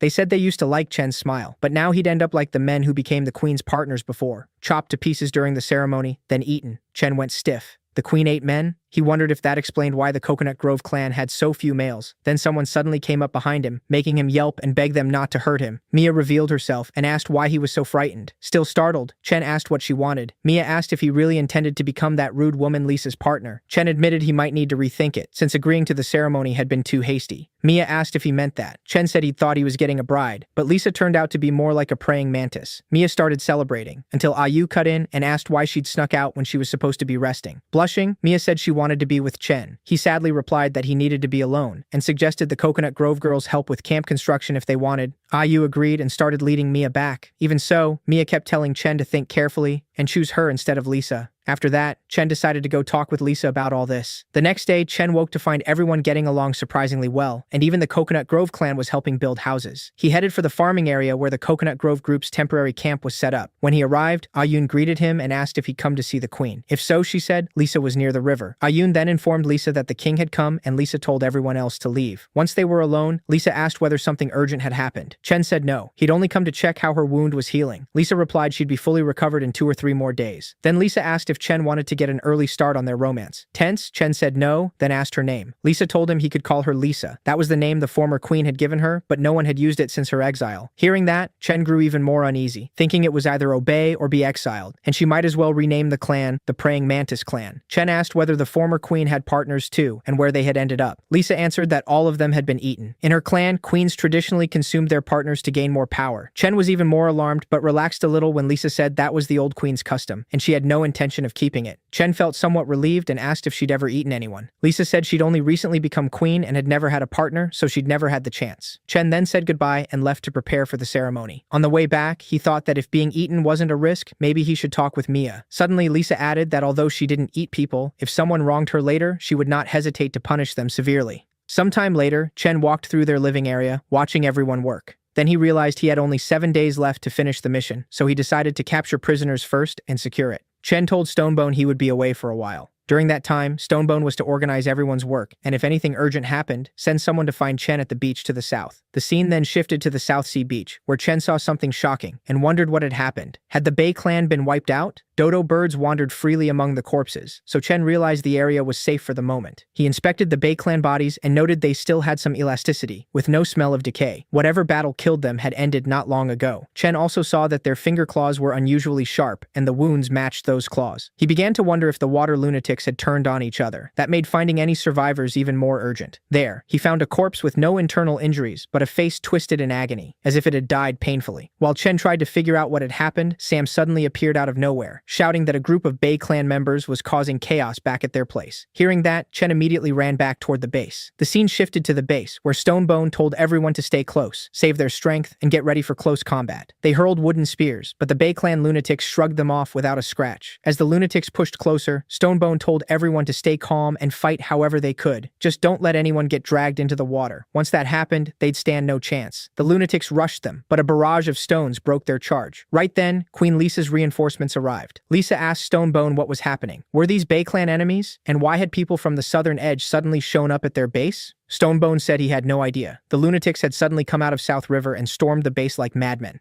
Then the two sides collided in a brutal fight. Lisa herself joined the newbie clan in battle. She tried speaking to the Bay clan fighters but got no response, making her realize something was very wrong with them. While Lisa traded blows with one attacker, a larger lunatic tried to ambush her. Chen stepped in at full force, swinging hard at the brute, yet the lunatic tanked the hit with ease, shocking him. Two Bei clan members then tried to jump Chen, but Huang Shui and Lan Gukui cut in, striking them down and knocking them out. If the Bei clan wanted their king, they warned, they'd have to get through them first. Chen praised Huang Shui and Lan Gukui and told them to handle those smaller freaks. He also asked Lisa to help his people deal with them, because he needed his full attention on the monster in front of him. Lisa agreed and rushed in. Chen told everyone he was relying on them until his own fight was decided. He told the big lunatic he had no idea what had happened to the Bei clan, but the newbie clan had nothing to do with it. They were probably attacking the wrong target. The brute ignored him and attacked anyway. Chen tensed up, shouting, asking if it had lost the ability to speak. He was also stunned by the lunatic's explosive strength and wondered how, even with power and speed several times beyond a normal person, he was supposed to handle this. Against these lunatics, he felt like a fragile damage dealer, and with his people all around him, he couldn't risk using his axe's hidden skill. Lost in thought, Chen missed the rhythm of the lunatic's assault, and it clamped its teeth onto his hand. Thankfully, he yanked back in time because the Bull King's cloak took the bite. Without that protection, his left hand might have been ripped clean off. The lunatic grew even angrier and charged Chen again at full speed. Chen barely dodged, and the brute tore off his cloak instead. Chen went cold. How had it gotten so fast? If he hadn't slipped free of the cloak, he'd be dead. Then he noticed the lunatic suddenly stop attacking and wondered why it had frozen. A moment later, it backed away. Chen sensed something odd. The big lunatic had only torn off the blood-stained part of his cloak. He also noticed Agun was the only one surrounded by large numbers of Bei clan members. That was when Chen realized the Bei clan was tracking targets by the smell of blood. In this twisted state, they were running on pure instinct, and Chen immediately thought of using that against them.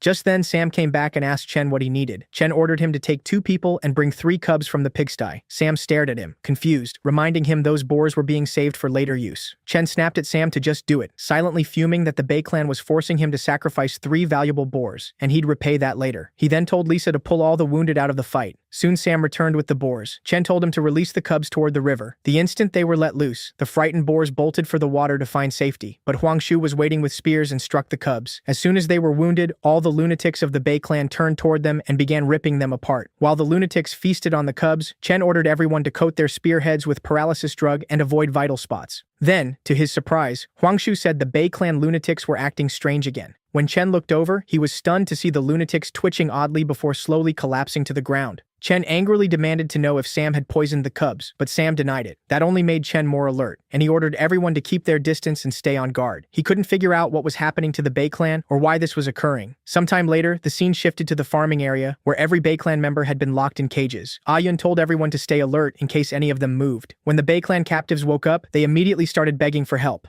Ayun sent a girl to inform King Chen. After a while, Chen arrived and asked what was happening. He found every Bei clan member desperately asking for water. Chen first asked Ayun where Hector, the Bei clan leader, was. She said Hector had been isolated from the others. When Chen reached Hector's cage, Hector too was begging for water, so Chen splashed some from a bottle onto him. Then he asked Hector whether he could understand him, and Hector answered yes. Chen then handed the questioning over to Ayu. Ayu gave Hector water to drink and told him to take as much as he wanted. Hector said his people needed water too and asked Chen to share it with them. Ayu assured him everyone would get some, then asked if he was ready to answer a few questions. Hector tensely demanded why their clan had been attacked just for that. He added that he'd heard the Giant Stone clan were strange, but never imagined they'd be this bizarre. Ayu asked if he was claiming the Giant Stone clan had attacked them. Hector looked shocked and said Tor had never told him Chen's clan wasn't the Giant Stone clan. Ayu explained they were the new newbie tribe, and Chen was their king. Hector said he had never heard of any newbie tribe, so the Giant Stone clan must have driven them far away. Ayu told him he was mistaken again. Hector had been captured because he attacked their land, and the newbie clan had never had any dealings with the Giant Stone clan. It was the Bei clan who charged in like rabid beasts. Hector refused to believe it, saying he remembered nothing Ayu was describing, so Ayu asked him to tell them whatever he did remember. Hector said his clan had been living around the South Fish, passing the time with their usual infighting and games. Then suddenly one of the children ran to him crying that someone had taken his dodo bird. Hector told the child to be brave and fight for his own things, thinking Scaly and the others had stolen it. But the child said no, it was taken by those weird people. When Hector looked over, he saw men from the Giant Stone clan. Furious, he demanded to know why they were in his territory. The Giant Stone leader didn't answer. He simply ordered his people to attack the Bay clan. Hector was stunned by the sudden ambush and couldn't understand why it was happening. He said he was knocked unconscious in the fight, and when he woke up, he was already caged by the newbie clan. Chen then told Hector he had visited their village earlier, and no one there was left alive. If they hadn't spared the surviving Bay clan members, the Bay clan would be gone by now. Hearing that, Hector was crushed, overwhelmed by the pain of failing to save his people. Suddenly, something dropped from Hector's body. Ayu picked it up and told Chen to look. When Chen examined the leaf through the system, he identified it as industrial hemp, a herb known to ease pain and cause hallucinations when smoked. That discovery put Chen on edge, and he wondered if the Giant Stone clan was behind it. Later, everyone was busy giving water to the Bay clan captives. Meanwhile, Chen gathered leaves from every Bay clan member and noticed the same strange clue on all of them. He remembered Sam once saying the Giant Stone clan leader had gained some kind of divine power. Now it seemed less like a god and more like something evil. Chen figured the industrial hemp had likely driven the Bay clan to attack each other. He also suspected the Giant Stone clan set this up because the Bay clan's mad assault on newbie tribe territory couldn't have been random. If the Giant Stone clan had deliberately sent the Bay clan here to wreak havoc and die, then the newbie tribe had already been noticed and marked as a threat. Even Hector, with all his raw strength, had been reduced to someone else's puppet, proving the Giant Stone clan was no small danger. Chen checked his stats and saw that 3 points of strength might not be enough. He needed to level up before the real threat arrived. Ayu came over and warned that Hector was close to a mental collapse, and if that happened, they might get no more answers. Chen said they didn't have time to wait for Hector to recover. Danger could strike at any moment. Ayu asked if he meant the Giant Stone clan was planning to attack their base. Chen said it was hard to explain, but he believed the Giant Stone clan had used industrial hemp leaves to control the Bay clan. He stressed that no one knew what came next, so they had to stir Hector's memories fast and get more information. Chen told Stonebone to stop blaming himself. Once someone breathes the toxic smoke from industrial hemp leaves, strength alone means nothing. Then Chen held up the leaf and asked Hector to look at it. The moment Hector saw it, he said the smell felt familiar. He vaguely remembered catching that scent while fighting those bastards, but back then it was buried under all kinds of other odors. He only knew it was sharp and disgusting. That made Chen tense. He asked if the Giant Stone clan might be using several poisonous plants. He figured they had to learn what each herb did before planning any counterattack. Hector asked if King Chen intended to go after the Giant Stone clan, adding that the Bay clan wanted in too. If he couldn't avenge his people, he said, he'd regret it for the rest of his life. The other Bay clan survivors shouted that they wanted revenge as well, and were willing to do whatever it took to get it. Chen thought that, while he still needed more people for the main quest, they were only 4 short now. His thoughts were cut off when Hector pointed out their noses were extremely sharp. They could identify and track those toxic herbs, which would help Chen a lot. Chen said that was exactly what worried him. Their keen senses could track herbs, yes, but their sensitivity to blood meant that if the Bay clan lost control again, the outcome would be disastrous. Hector shouted that without that poisonous smoke, they could control themselves easily. Chen nodded that the real enemy was the Giant Stone clan, then asked what they'd do if that smoke was released again in battle. Hector answered sadly that if it came to that, they would refuse to fight. Chen said he understood the urge for revenge, but anger and hatred alone wouldn't solve anything. He also warned that Tor might not support whatever plan Hector had in mind. Hector replied that they were the last of the Bay clan. If Chen could help them avenge their people, then their lives were his. Chen told Hector that if he joined the tribe and swore loyalty to the newbie clan, then Chen would guarantee revenge. Still, he made one thing clear: not every Bay clan member would get to take part personally. Then Chen asked Hector again what he thought of the deal. Hector and the rest of the Bay clan immediately shouted that they accepted. As Chen turned to leave, Hector called after him. Chen understood at once and told Ayu and Ayun to free the Bay clan from their cages. They were allies now. The moment he did, the system announced the tribe mission was complete. Chen got 3 attribute points, a large material chest, and a heritage plaque. Because he finished within 7 days, he also earned a surprise gift pack. Chen finally relaxed. The quest was done at last, and decided to put all 3 attribute points into strength. As soon as the points were assigned, a huge wave of power surged through him. He could feel energy rushing inside his body. When it settled, he noticed his hair had grown longer and wondered if that was a side effect of the boost.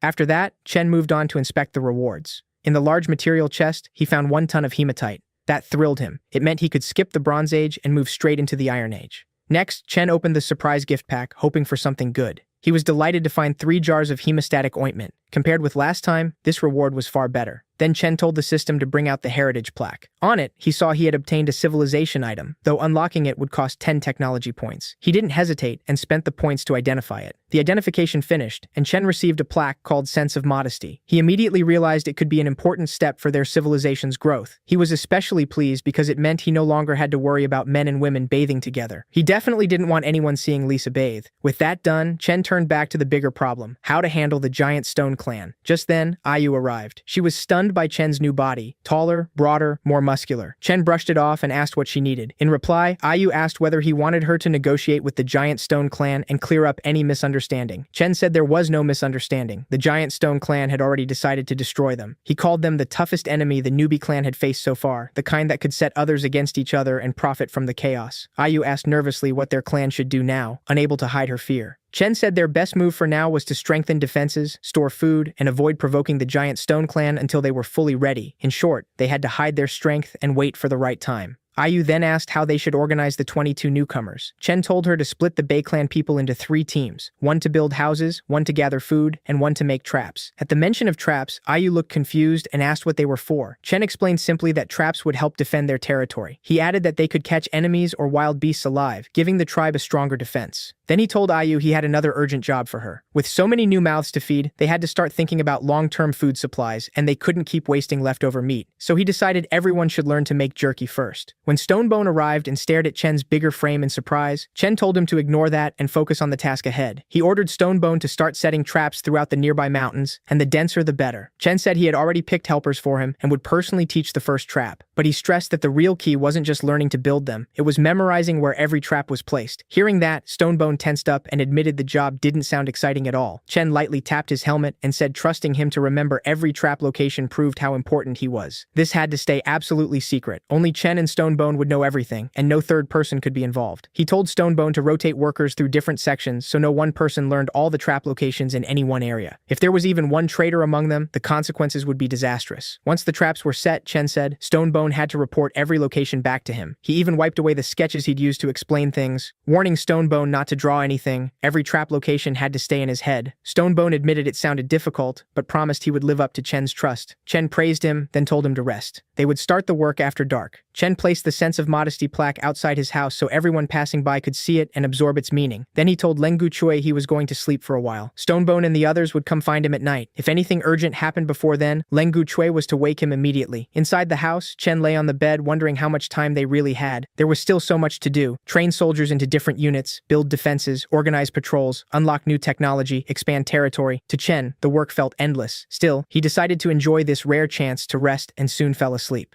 When Chen woke, he found himself in a bar, surrounded by beautiful girls drinking. Chen asked them to introduce themselves. They said they were Xiaoya, Lily, and Tita Dan. Delighted, Chen said he'd clearly had too much to drink, but he was happy to be back, no longer stuck in those nerve-wracking days of surviving in the wild. He enjoyed their company, and after a while, Xiao Yu was lying beside him, telling him it was time to get up and work. Chen groaned that he really couldn't anymore. Xiao Yu then said she wasn't Xiao Yu. He guessed a few other names, but everyone was wrong. At last, she announced that she was Stonebone. Chen jolted awake in horror and shouted. It had all been a dream. Furious, he demanded to know why Stonebone was in his room. Stonebone said Chen had told him to come at night, but when he arrived, Chen grabbed him and started flirting. Chen was completely dumbfounded. Then Lengu Chui cut in, saying it was all a misunderstanding and they needed to get to work. Sometime later, the scene shifted to Chen teaching everyone how to build traps, starting with a spike pit as the example. He explained that their enemies and the beasts they faced were huge, so the traps had to be deep and wide enough to work. Then Chen showed them the proper way to conceal the pits with leaves. He reminded them that spike pits could be paired with the tripwire traps he'd taught earlier, and that mixing trap types was important. He added that Huang Shi could also teach other trap designs. Huang Shi looked confused and said he didn't know any traps at all. Chen asked if he remembered the moving target from spear training, swap the log for a net and add a trigger, and it could become a trap. After that, Chen left the work to Stonebone and the others and headed back, quietly hoping he could pick up the dream he'd just lost. Back in the territory, Chen was surprised to find the place empty. At this hour, someone was usually already up and working. He went to check the houses, but when he tried to step into the girls' place, the women inside immediately yelled for whoever it was to stay out. When Chen asked what happened, their voices turned serious. Some were only half-dressed, so none of them wanted to come outside. That made Chen suspect the heritage plaque's sense of modesty was affecting them. He shut the door and told them they had half a day to make new clothes. If they still weren't out by noon, he warned, he'd enforce the rules without mercy. Standing near the plaque, Chen marveled at how strong its effect was. Then, Stonebone came running over, shouting his name. When Chen turned, Stonebone excitedly said they'd uncovered something while digging traps. Chen lit up at once. What Stonebone found was flint, an excellent discovery. He explained that flint opened up endless possibilities, especially since striking it hard could create sparks. Chen and Stonebone hurried back to where it had been found. Once there, Stonebone pointed out the spot and said they'd dug around that stone. After one look, Chen realized there wasn't much flint here. Since this wasn't dry, saline wasteland, if the flint had formed naturally, there was only one likely explanation. He told Stonebone to inspect the soil more carefully. Stonebone agreed, saying that patch of earth was softer than the rest, and there seemed to be things buried inside that didn't look like normal rocks. When Stonebone tasted it, he instantly panicked. It was dung, and he felt sick after putting it in his mouth. Chen, meanwhile, had already guessed there was probably a large dung pit underneath. He was baffled. Had another primitive tribe once lived here and reached a stage where they used something like toilets? Or had this been the giant stone clan's old den? Chen told Stonebone to gather the flint, then bury everything again and leave no trace. He also ordered more traps set nearby, beacon towers built on the high ground, and guards posted in rotating shifts. Stonebone just stared, then blurted out in confusion. Towers? Beacons? What was Chen talking about? The scene shifted ahead 4 days. Chen strolled through the territory, looking over the many new houses. To him, this was the first real step toward happiness. Suddenly, Mia sprinted at him and nearly scared him out of his skin. He hurriedly called for Leng Guchui to help stop her. But it was too late. Mia slammed into Chen in a full-force hug and accidentally crushed a house in the process.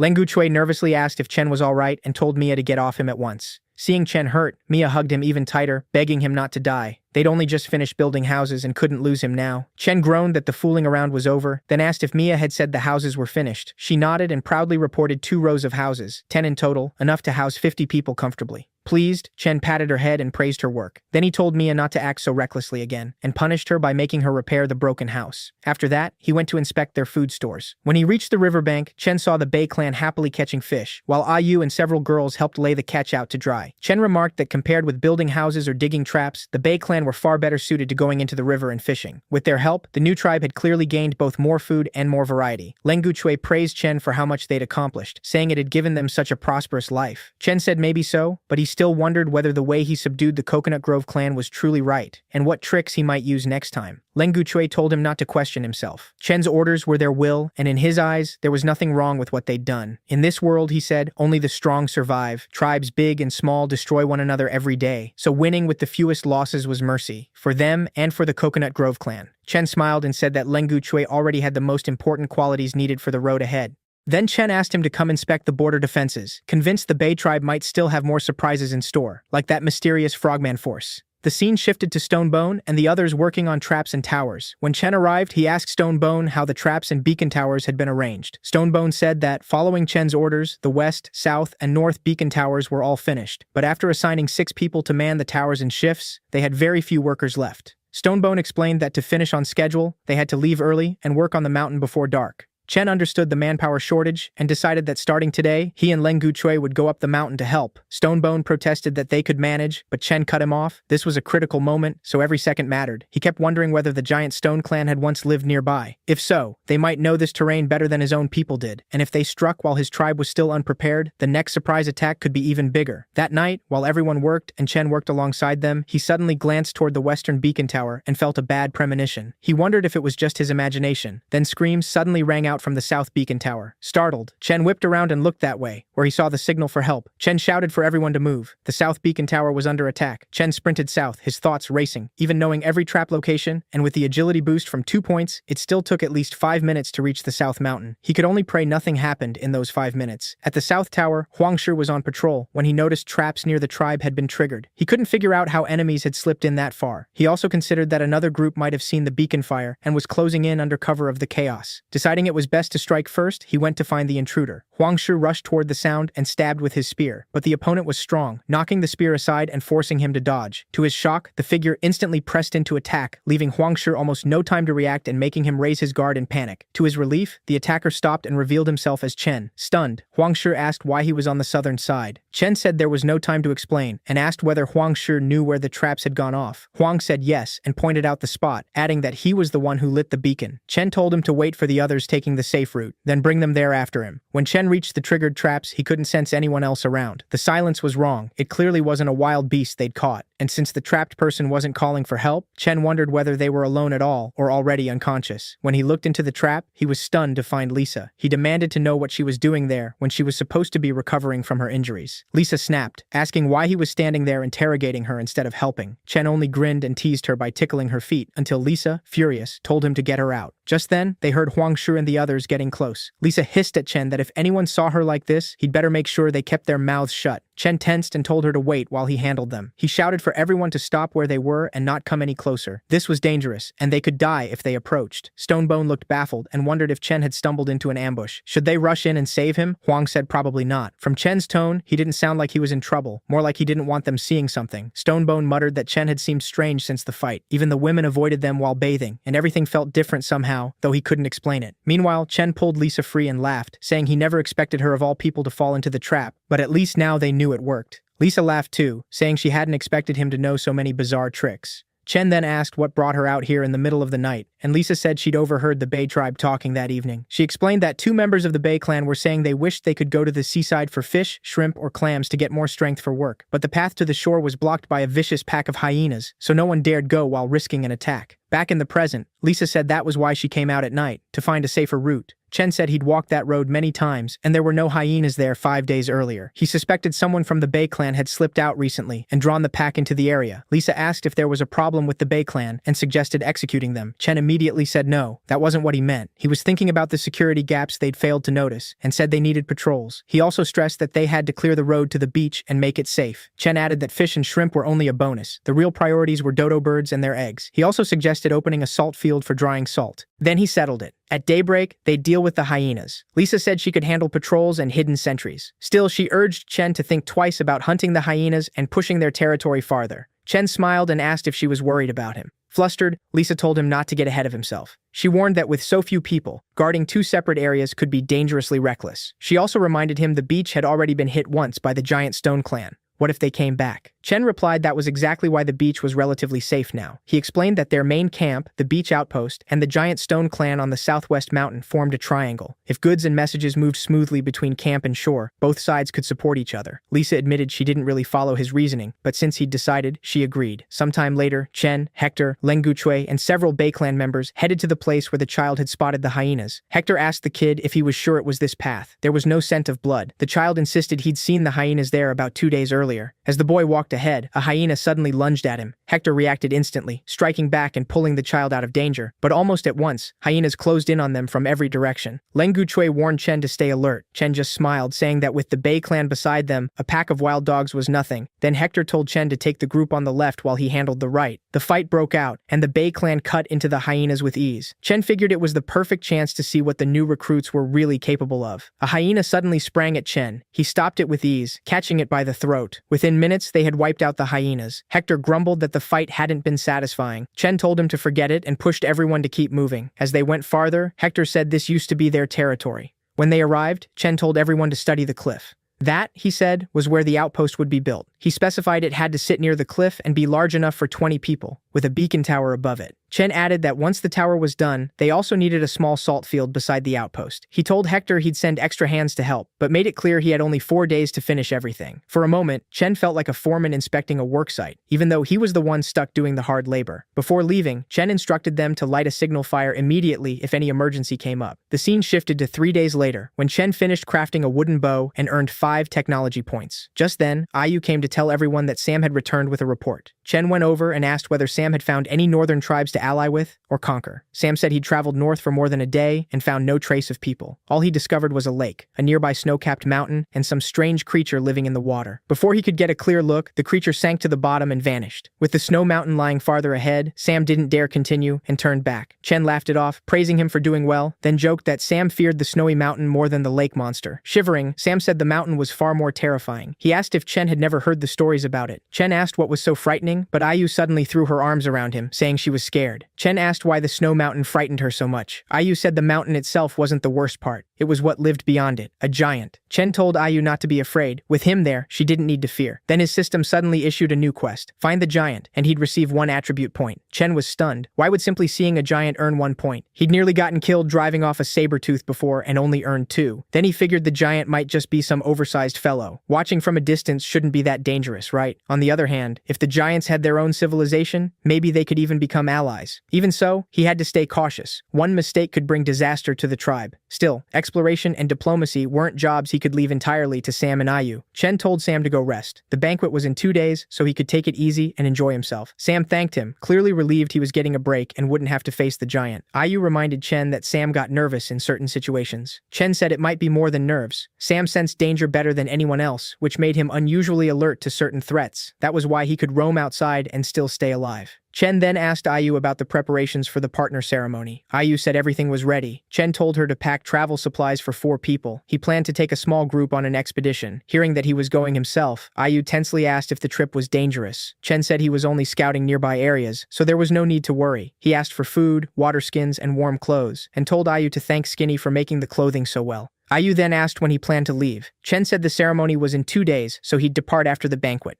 The scene shifted to 2 days later, with Chen having prepared a shield for himself. He explained that, made from hardwood and cowhide, it was very light. He added that everyone should replace their gear as quickly as possible. Just then, Ayu came in and told Chen it was time to put on the royal dress. When he stepped outside wearing it, everyone cheered and began celebrating. At that moment, Chen couldn't help wondering if the partner ceremony was basically a wedding. In his old life, he'd struggled just to survive, but now he had his own tribe, his own people, and a wife. It felt almost like a dream, yet in this world, he truly felt he belonged. Chen walked up to Lisa and told her that if he was ever gone, the fate of the newbie tribe would be in her hands. Then he announced to the whole tribe that from this moment on, Lisa was the queen of the newbie tribe. The people loudly praised their king and queen, and the mood turned deeply emotional. Even Mia cried, saying she didn't want anyone replacing the king, but the scene was still moving. After the celebration ended and night fell, everyone wished Chen good night, and went to Chen felt relieved that the ceremony had passed without anything going wrong. Ayu approached with a smile and told him Queen Lisa was waiting in the palace. He should go to her. At first, Chen blushed at the thought of Lisa waiting for him, but then tensed up, remembering her favorite way of showing affection involved a whip. Even so, he headed for the palace, curious about what might be waiting for him. Working up his nerve, Chen opened the door and told Lisa he was home. But the moment he saw her angry face and felt the heavy tension, Chen went stiff, wondering why it suddenly felt like someone was about to die. Lisa told him she'd give him 1 chance to explain himself. Nervously, Chen asked what exactly she wanted him to explain. Lisa rose, pulled out the whip, and asked if he was still pretending. Now genuinely scared, Chen begged her to be gentle. It was their wedding night. Privately, he regretted ever upgrading Lisa's whip. Lisa demanded to know why he was in such a hurry to leave her by going on a journey right after the ceremony. Hearing that, Chen relaxed a little and asked her to calm down so he could explain. He laid out his whole plan, and Lisa asked if he meant to persuade the giants to join them against the Giant Stone clan. Chen said he wasn't sure he could win the giants over and wanted to be safe, so the trip's real purpose had to stay secret. He also admitted he didn't understand why Sam and Ayu were so afraid of the giants. Lisa heard that and asked if it wouldn't be better for her to go with him. Chen refused, saying one of them had to remain with the tribe, and besides, she had something more important to handle. Lisa asked what that was. Chen took out a stone sling and said he'd show her how it worked later. He explained that by the time he returned, he needed her to train a stone sling team.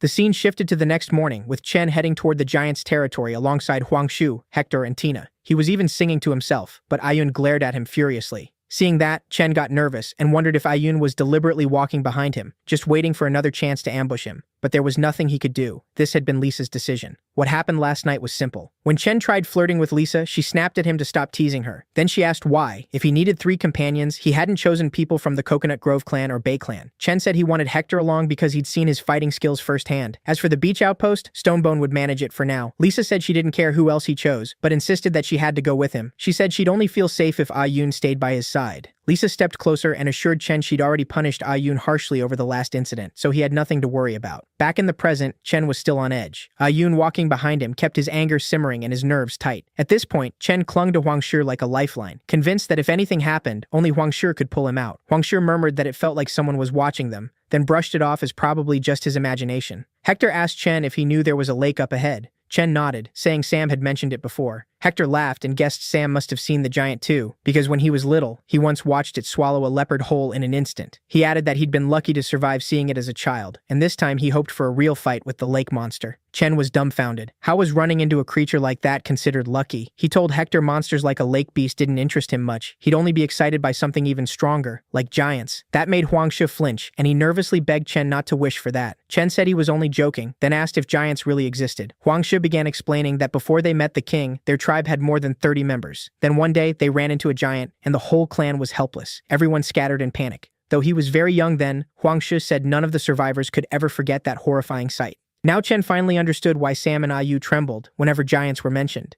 Hector cut in and warned everyone not to eat the nearby fruit. He tried it as a child and paid for it badly. Chen checked the fruit with his system and confirmed it came from poisonous plants. He figured the unfamiliar plants around them might all be useful, so he told the system to scan and identify them. The results stunned him. Every single plant had strong medicinal value. Chen was amazed. The entire forest was basically packed with medicinal herbs. Then he noticed something oddly familiar, and after checking it, he identified it as a cereal grass. Chen lit up at once, thrilled to have found grain seed, and soon received a side quest. Plant several kinds of grain in large amounts and successfully grow them within 180 days. Chen immediately thought they might finally be stepping into farming, and once they found clay, they could cook, make medicine, and more. Since the grain wasn't ripe yet, he decided to return later and harvest it then. Just then, Chen sensed something strange. It wasn't Tina's hostility this time. Huangshe pointed something out, and Chen turned sharply, expecting danger. Instead, he found a leaf with tough fibers, perfect for rope, cloth, or even paper. He praised Huangshe for spotting something so useful, already imagining better clothes. But Huangshe clarified that he didn't mean the odd grass. He meant the noise behind the bushes. When Chen looked over, a hyena was stepping out from the brush. He guessed the pack had been tailing them all along, and the eyes they'd sensed earlier were probably these hyenas. Realizing they might be back for revenge, Chen told everyone not to let them go and urged them to wipe out the threat. The fight began. Hector charged in furious, determined to finish the hyenas this time, but Ayun suddenly got surrounded, with 2 or 3 hyenas lunging at her. Hector rushed over and saved her with ease, telling her not to thank him. It was his job. Then the hyenas started falling back, and Hector laughed that it was a pity they were fleeing. Chen immediately shouted for them not to let the hyenas escape because he was sick of being ambushed again and again. They gave chase, but Chen quickly realized that even with 2 extra agility points, he could barely match their speed, so keeping up was unrealistic. Then an eerie silence hit behind him. When he turned, he froze. Ayun had been seized by some unknown plant monster. Chen wondered what it was, and after checking, learned it was a crimson king flower, a huge herb that secreted corrosive mucus and actively hunted nearby animals for food. Chen was stunned. It was a man-eating flower. First saber-toothed tigers, then giants, and now this. The primitive age was getting further from anything he understood. Ayun tried to stab it with her bone knife, but the weapon slipped from her hand and dropped into the flower's mouth, where it dissolved at once. The sight left everyone horrified. Chen yelled, demanding to know why Huangshu and Hector were just standing there, and ordered them to save Tina. Huangshu shot back that they weren't refusing to help. They'd also been caught by the creature. Chen immediately started hacking at the flower's vines, shouting for Ayun to hang on until he reached her. Ayun cried out, telling Chen to forget her, save Hector and Huangshu instead, and run. Before he could get there, the man-eating flower swallowed her whole. Rage flooded Chen, but he forced himself to focus on saving Hector and Huangshu first. Then, to his shock, hyenas attacked from behind as well. Hector helped by hurling something at the hyenas to drive them back, warning Chen not to come closer. It was a trap laid by the hyenas. Huang also shouted for Chen to run, saying he could still escape alone while they stalled the pack as long as they could. Even so, Chen kept struggling against the vines, realizing they weren't especially fast. The hyenas were just exploiting the distraction. Then he noticed they were near a patch of dead trees. Betting everything on it, Chen pulled out flint and struck sparks onto the wood, setting it ablaze. In his mind, no creature existed that couldn't be solved with a proper fire roast. The vines caught fire, and Chen managed to drag Ayun from the flower's mouth. As soon as she was out, he anxiously asked if she was alright and could still move. They still had to save Huangshu. Tina's dress had been ripped apart in the chaos, so Chen gave her his royal robe to cover herself. Once everyone was freed, they ran. As they fled, Chen kept tossing flintstones at dead trees, setting more of them on fire so they wouldn't have to fear hyenas chasing from behind. Then Chen spotted water ahead. He shouted for everyone to keep going and jump in. The water would protect them. But one hyena was still chasing Ayun and was about to pounce. Seeing the danger, Chen told her to watch behind her and sprinted over to save her. The hyena attacked him, but Chen managed to hold it off. Hector and Huangshu were tense, unsure how to help. Chen shouted for everyone to keep running because the fire was spreading fast. He promised he'd be right behind them, though he worried he might not wear the beast down before the flames reached them. Then an arrow flew out of nowhere and hit the hyena, killing it on the spot. Chen turned to see who fired and was shocked. It was Tina. He realized her archery talent had awakened, then asked Ayun if she knew how to use a bow. Ayun said she'd learned by watching him earlier. She added that she'd twisted her ankle and had little strength left, so she couldn't escape alone, and they should save themselves. Chen shouted that she was talking nonsense, then hoisted her onto his back and ran. Hector yelled for Chen to hurry. Their time was running out. He even asked Huangshu if he wanted to move faster by carrying him with his strength, but Huangshu refused. As Chen kept running, Ayun suddenly said she'd planned to use this chance to accuse him. Had he arranged the bull attack on the Coconut Grove clan? Chen asked why she'd think that, and Ayun replied that she knew he would deny it anyway. She said the bulls that entered their land had already been wounded, yet their weapons couldn't pierce such thick hides, so who hurt them? Chen's people were unusually good at handling bulls, which only deepened her suspicion. But she knew suspicion alone wouldn't persuade the queen, so she chose assassination instead. Ayun pressed her bone knife to Chen's neck and asked if she struck now, he wouldn't be able to stop her, right? Or he could just dump her in the fire and end the problem forever. Chen only told her to hold on tight. They were almost at the edge, and afterward, she could do whatever she wanted. Ayun agreed to let it pass for now, but said she'd keep watching him. She warned that if he ever betrayed Lisa or the Coconut Grove clan, she'd kill him. Chen asked if that settled it, then accepted the terms. Ayun grew even more annoyed that Chen stayed so stubborn and still refused to confess. At last, they leaped into the water and escaped the fire. Only then did Chen realize that with two injured companions unable to move well, they'd have to delay the search for the giant. He told everyone to head back to the place with all the plants. They needed more of those herbs. The scene shifted to some time later, when Huangshu was hugely relieved after applying the medicine and feeling the pain fade. Chen told Huangshu and Ayun to rest, while he and Hector gathered more herbs. While collecting them, Hector suddenly caught the scent of hyenas and wondered if it had lingered from the earlier fight.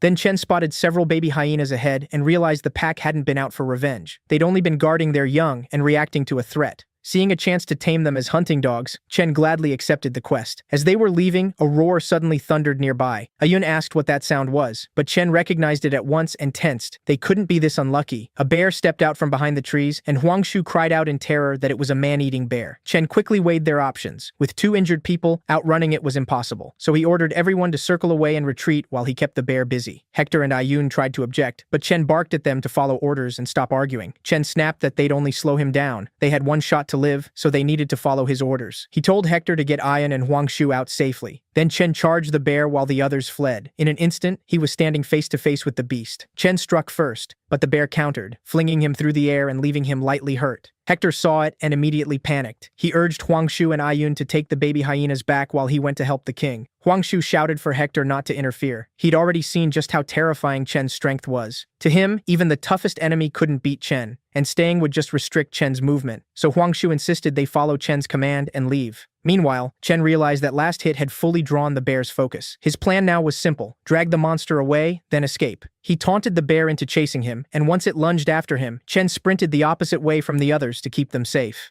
After opening some distance, he figured Hector and the rest were far enough away, so he prepared to shake off the bear and slip away. But then something attacked him from behind. Chen narrowly dodged and wondered what was coming at him now. For a second, he thought it might be some giant rat monster. Instead, to his shock, it was the same saber-toothed tiger he'd battled when he first entered this world. Even the tiger seemed startled to see Chen again, but the reunion ended fast when the bear caught up. Now Chen was in real danger. He knew he couldn't handle both their power and speed at once, so he considered using Pangu's power. But he also knew the cost. He'd be weakened for a long time and might even black out for days. Worse, even if he survived the tiger and bear, the giant stone clan could strike while he was helpless and finish him off. As the bear and the saber-toothed tiger closed in on Chen, he kept trying to reposition, hoping to make them clash with each other instead. Suddenly, the system flagged extreme danger and triggered emergency escape mode. For 600 seconds, Chen gained 20 agility and converted strength into stamina. But afterward, 33% of his three main stats would be permanently cut. The moment it activated, Chen felt a completely different surge of power. He sprang into the air, dodged both attacks, and made the bear and tiger slam into each other. Chen was stunned by how light and explosively fast he had become. Even so, the bear and tiger kept chasing him. That made Chen uneasy as he ran. Why weren't they fighting each other? After a while, he finally shook them off. Still, Chen felt a little regretful. Emergency escape mode was incredible, but the price was brutal. Then he noticed he'd run all the way to the snowy mountain, so he decided to use the time left to look for the giant. With a single stride, he covered an astonishing distance. He was thankful for escape mode. Without it, the deep snow would have drained him fast. When he reached the summit, Chen finally spotted a figure and wondered if this was the legendary giant.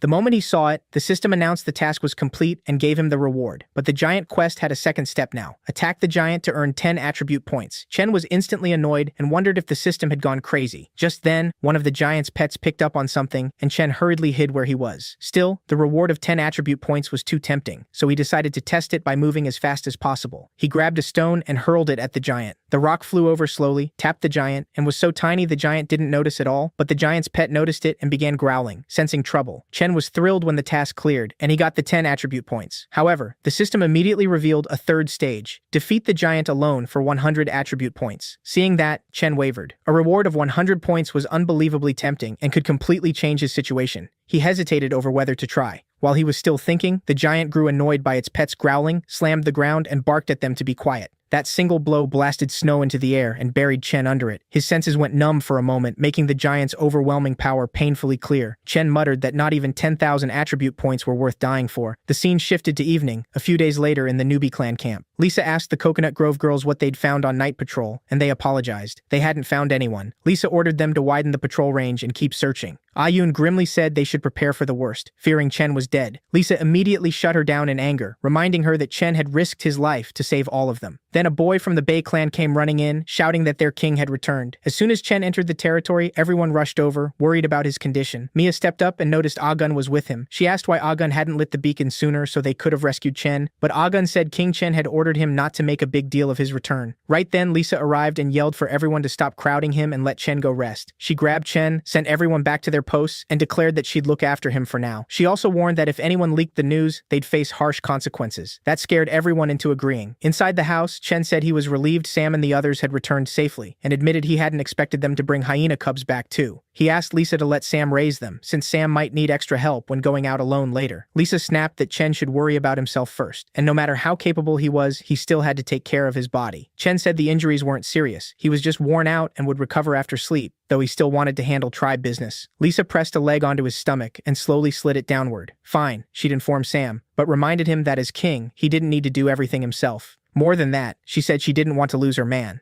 Then Lisa suddenly stepped on his sensitive spot, making Chen stiffen and beg her to move. She finally pulled back and told him to rest. Chen was left stunned, realizing Lisa was getting more and more domineering. After Lisa stepped outside, Leng Guchui asked how Chen was doing. Lisa replied that he was fine, just needing rest, so she wasn't letting anyone disturb him. Later, Chen opened his system screen and happily saw that even after losing 4 attribute points, he'd still gained 10 overall. To him, the trip had been worth it, but he also realized that high strength with low agility was useless in emergencies. Agility was crucial for survival, so Chen raised agility first. The system showed it had reached 5 points, hitting a threshold. To raise it again now cost double. Chen wondered if pushing agility to 10 with double points would hit another threshold, then double again, then quadruple after that. If so, reaching 22 agility wouldn't be easy at all. That made Chen wonder whether every stat had thresholds. To test it, he decided to push each attribute to its current limit first. When Chen increased his stone attribute, a violent sensation tore through him, like his body was about to burst. His shoes and pants ripped apart as his frame grew larger. He realized only 2 more attributes remained to max at their threshold points. Exhausted, Chen lay on the bed thinking his next points should also go toward hitting another threshold. Then he fell asleep. Sometime later, everything in the newbie territory was running smoothly. Lisa was teaching everyone how to use slingshots. She even demonstrated, hitting 6 targets, grazing 1, and missing 1. Then Chen showed up out of nowhere and praised everyone for doing so well on their first try. Lisa saw him and immediately demanded to know why he was there after she told him to rest. Chen replied that he felt completely fine, but Lisa noticed his new pants, suspected he'd been with another woman, and was ready to punish him. Chen hurriedly explained that his clothes no longer fit because his power had increased, practically begging her to drop it. Lisa then told him the slinger team had been formed, though becoming truly skilled would take time. Chen asked how Huangshu and Ayun were doing, and whether their injuries had healed. Lisa said Huangshu refused to stay in bed and act like a burden on the tribe, so he went to the Anwater to Huangshu, so there was nothing to worry about there. She added that Ayun worried her more, since Ayun's injuries were lighter. Maybe because Lisa had scolded her before, Ayun had been in a foul mood. Chen told Lisa that Ayun cared deeply for her and silently carried a lot, so Lisa should treat Ayun a little better. After that, Chen said he was going back to rest, because in a few days, he needed to head north to harvest those valuable millet plants. He also planned to keep working on his inventions during that time. The scene shifted again later, with Chen having prepared a number chart from 1 to 9. He planned to teach simple addition and subtraction next. For creating written language and numbers, Chen earned 20 attribute points. Then the system showed his technology points had reached 100, and a new technology shop had opened. It let Chen trade technology points for useful tools and heritage plaques, though exchanged items couldn't be returned. The system then displayed a full catalog of items and resources available for him to buy with those points. Excited by all the options, Chen studied the list and prepared to choose his first item.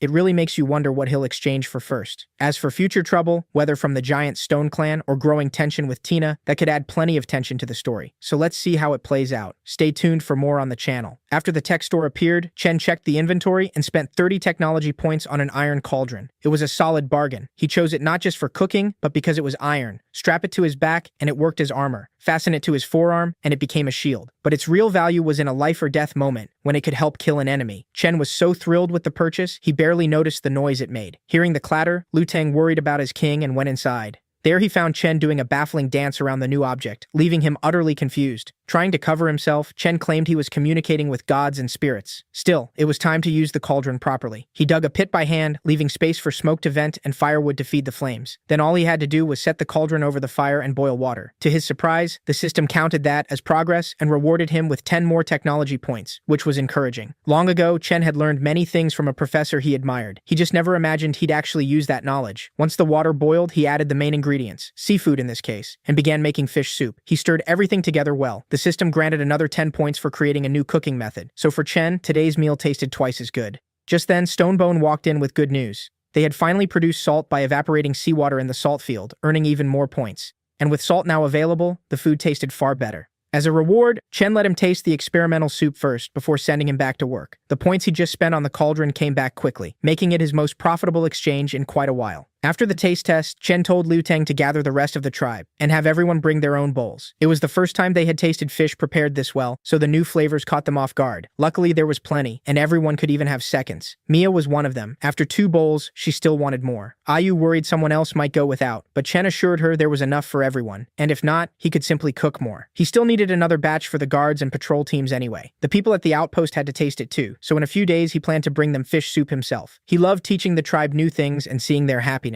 That was why he decided to teach them wooden chopsticks too, so they could eat roast beef like civilized people. Meanwhile, as bowls clattered all around him, Chen opened the technology store again to look for another useful item. He had already saved up 100 technology points, so trading them for something new made sense. He immediately ruled out the math and farming stoves. They weren't needed. What he really needed for planting was valuable seed, something the tribe still hadn't managed to gather. Unfortunately, he was interrupted just then and told that a trap in the north had gone off. There were no signs of people nearby, so it was likely just a beast, possibly still alive. Lisa's sudden arrival surprised him, but her usual harshness solved the issue fast. She told the guards not to trouble the king over something so minor and to just kill the beast. She was annoyed that Chen had been too busy to think about her, so she came herself. Only now did he have to calm things at home. This time, he promised to bring back something new and create more changes for the tribe. He sealed that promise with a kiss, which left her flustered, then turned back to the trapped animal because instead of killing it, he might be able to tame it. So he left the remaining work to Lisa. The nettles Huang Shu had brought earlier were already gone, so they needed to collect more. More importantly, they had to find precious millet whose grains could be planted in the fields. As they headed for the traps, Chen kept searching for seeds, but found nothing. At last they arrived, but the area around the trapped beast was strangely quiet. When they peered inside, they were stunned.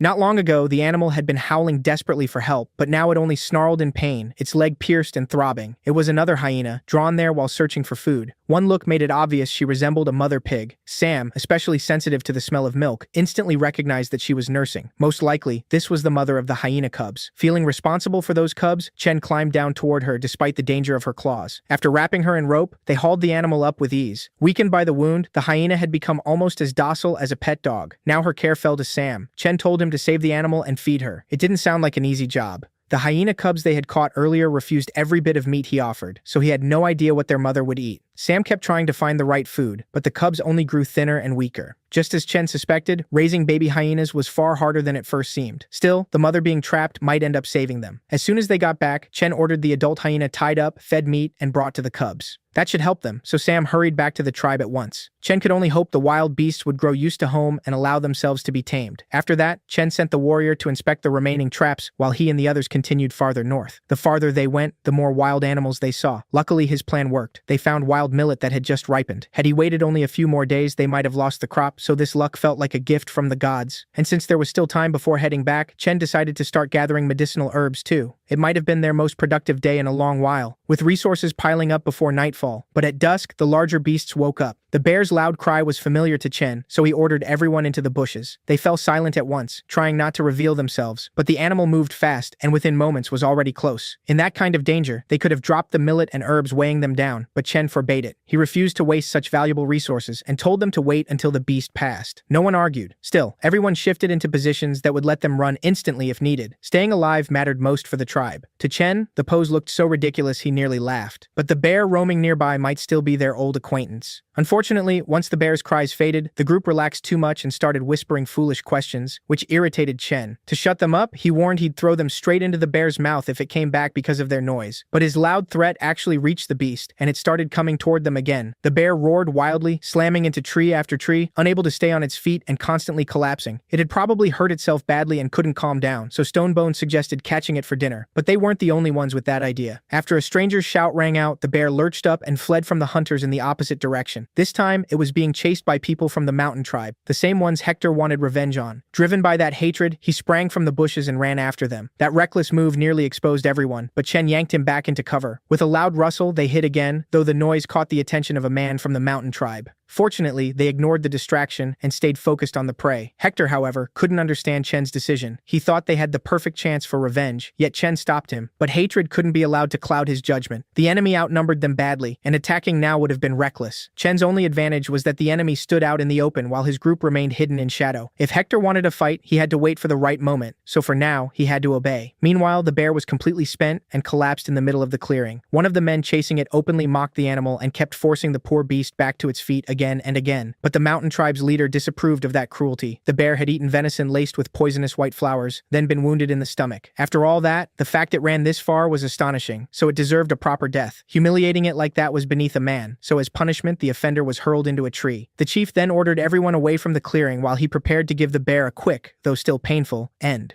For that, he intended to use an obsidian blade made from natural volcanic glass. That detail about the bait also caught Chen's attention. Very few primitive people would think to poison bait like that, so their intelligence surprised him. But the system opposed killing the bear and ordered Chen to save it. That meant risking a clash with the mountain tribe to rescue the same beast that had just tried to kill him, completely ridiculous. Still, the system had already anticipated Chen's outrage. If he rejected this rare mission, it would never return. The system left him no time to weigh it, and Chen accepted despite the danger. Remembering every insult he could think of, Chen cursed the system as he moved toward the target. That fury gave him the push he needed to stop the obsidian blade. The moment Chen appeared, he wrecked the entire spectacle the chief had planned for his warriors. By daring to seize the tribe's prey, Chen's group put themselves at risk and enraged their enemies. For now, Chen chose to trust the system, hoping the bear's gratitude would justify the risk. The instant he accepted, the system issued a side mission. The bear had been poisoned with common dope and stabbed in the stomach. Chen had 10 minutes to stop the bleeding and counter the toxin, or it would die. When he accepted, Chen had completely forgotten about the poison. Thinking fast, he realized the mission was to save the bear, not start a war with the mountain tribe, and a direct clash with them was the last thing he wanted. But there was no time to bargain for a peaceful exchange. At the same time, the enemy chief recognized the boy who had recently visited the sea tribe. His dismissive attitude infuriated Hector. He hadn't even remembered his name. Hector ground his teeth, just waiting for permission to attack. Chen ignored the exchange. He was too focused on the system alerts, which kept warning him about punishment. If he failed, the system would shrink the parts of Chen's body tied to reproduction by half. Even for it, that was brutal. Chen instantly imagined Lisa leaving him behind with nothing but harvested millet. He refused to let his reign end like that, so rage took over and he showed the enemy his strength. Chen was ready to die saving the beast, but he wouldn't drag the others down with him, so he told them to protect themselves. With that, the fight finally broke out. Everyone threw themselves into protecting Chen while he worked on the bear. Luckily, he stopped the bleeding in under a minute, but that was the easy part. Next, he had to neutralize the poison, something he had never dealt with before. The bear's treatment rested entirely on Chen, and with him out of the fight, his team started losing ground. The battle could easily end in death. Everyone had taken serious wounds that kept them from fighting properly, yet they still held on so Chen could finish. Then the mountain tribe chief suddenly called a stop. He actually liked Chen's group. For a band of wanderers thrown together recently, they had fought impressively well. As a reward, he offered to spare their lives if they withdrew. Hector refused. Revenge burned in him, and he wanted to settle old scores right now. As he put it, they were only warming up. Evening or not, they still had plenty left. The others backed that bravado to intimidate the enemy and reassure Chen while he struggled with the poison. Meanwhile, the system's treatment deadline was vanishing fast. Chen had 6 minutes left and still no idea how to neutralize the toxin. Whatever the others said, he could see even Stone Bone was barely staying upright. If this dragged on, the mission would fail. He could almost hear the system laughing. But to save himself, Chen was ready to make a fool of himself if needed. Meanwhile, the enemy chief accepted their refusal and dropped into a threatening knee bend. He drove so much force into it that his foot striking the ground sent out a massive shockwave. No one had seen anything like it and they froze. Fortunately, Chen saved them. Sacrificing his own weapon, he smashed through the wave and kicked up a cloud of dust. He had wanted to avoid fighting the tribe, but now it was clear he had to step in. That only made the chief more curious. Now he wanted to know what tribe could oppose them so boldly. He had dismissed them as wanderers, but clearly he had judged wrong. It wasn't his style to crush a tiny group with an army, so once he heard what he wanted, he let them go. Instead, he promised to face Chen another day with equal numbers on both sides. The mountain tribe chief was pleased to have met him today, so he withdrew with a show of nobility, taking the wounded along. That included the man he'd hurled into a tree for mocking the bear. He was in such bad shape now that others had to carry him, so Chen's newly formed tribe managed to avoid disaster. Now only one problem remained, purging the poison tormenting the bear. While Chen treated it, the mountain tribe couldn't understand why their chief had willingly surrendered the prey. To them, it made no sense, but the lack of ginseng explained it. They relied on that plant to strengthen themselves. On top of that, the supernatural power granted by their sorcerer was nearly spent. Chen was no simple opponent. He had blocked a strike powered by 70% of the chief's strength. Seeing Chen still so calm, the chief became sure he was hiding something. His weapon also looked strange and far too sharp for such a weak tribe. Studying his obsidian blade, the chief vowed to give his all in their next encounter. Meanwhile, Chen asked the rest of the team for ideas. Unfortunately, none of them knew how to counter dope poison, so they could only watch. Some still asked why he was saving the bear at all. They thought it was just prey they had fought over, but there was no time to explain. All they needed to understand was that this had become a life-or-death crisis. The system left him one final attempt, so Chen used honeysuckle and burdock. Both herbs were known to fight poison, though no one knew whether they'd work on dope.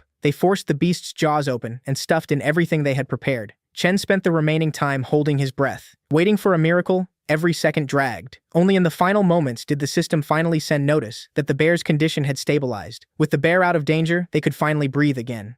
Only Hector kept insisting they should chase the mountain tribe before it got far. Like a wise king, Chen explained that no one yet knew the full strength or tricks of the enemy force. If they rushed in blindly, they'd take massive losses for no reason. Even a miracle victory would be Pyrrhic. Chen refused to waste his people on revenge. Since the mountain tribe would come to them eventually, he needed time to plan and build strength. After making that clear, he sent the others back to the village while he stayed behind to watch the bear. Stonebone was to tell the queen to reinforce the patrols and post sentries while those visitors were on their way. Alone with the animal, Chen found the night unbearably long. Predators kept coming for the bear's scent, and he had to drive them off again and again, so Chen spent the whole night fighting wild animals. He was amazed they tasted this good and happily ate the roasted meat. Near dawn, the bear woke too and turned toward the smell of food. Chen offered it a bite while they still had time and kindly handed over a piece of meat. Unsure whether the beast ate cooked food, he also left a separate pile of raw rabbits just in case. By the time the fire burned out, Chen and the wild beast had eaten their fill of game and settled down to rest. Then the system announced the mission was complete, awarded sympathy points from the bear, and offered to assign them immediately. Chen put those points into physical strength first, raising it to a critical level and turning himself into a true powerhouse. He was pleased with the reward, and while he enjoyed it, the bear offered him part of its own food. That was its way of showing loyalty, so Chen accepted and shared the meal with it. Now fully healed, the bear should have gone its own way, and Chen hoped they'd meet again someday. But the animal had other plans. It quickly grabbed Chen's clothes and made it clear it wanted to head to the settlement with him, stubbornly pressing for a yes. A beast that size would eat a lot, but having a bear as a companion could greatly raise Chen's status. So despite its clumsiness and limited usefulness, Chen took it along. He gave the bear the name Shunda, granting it an official place in the tribe.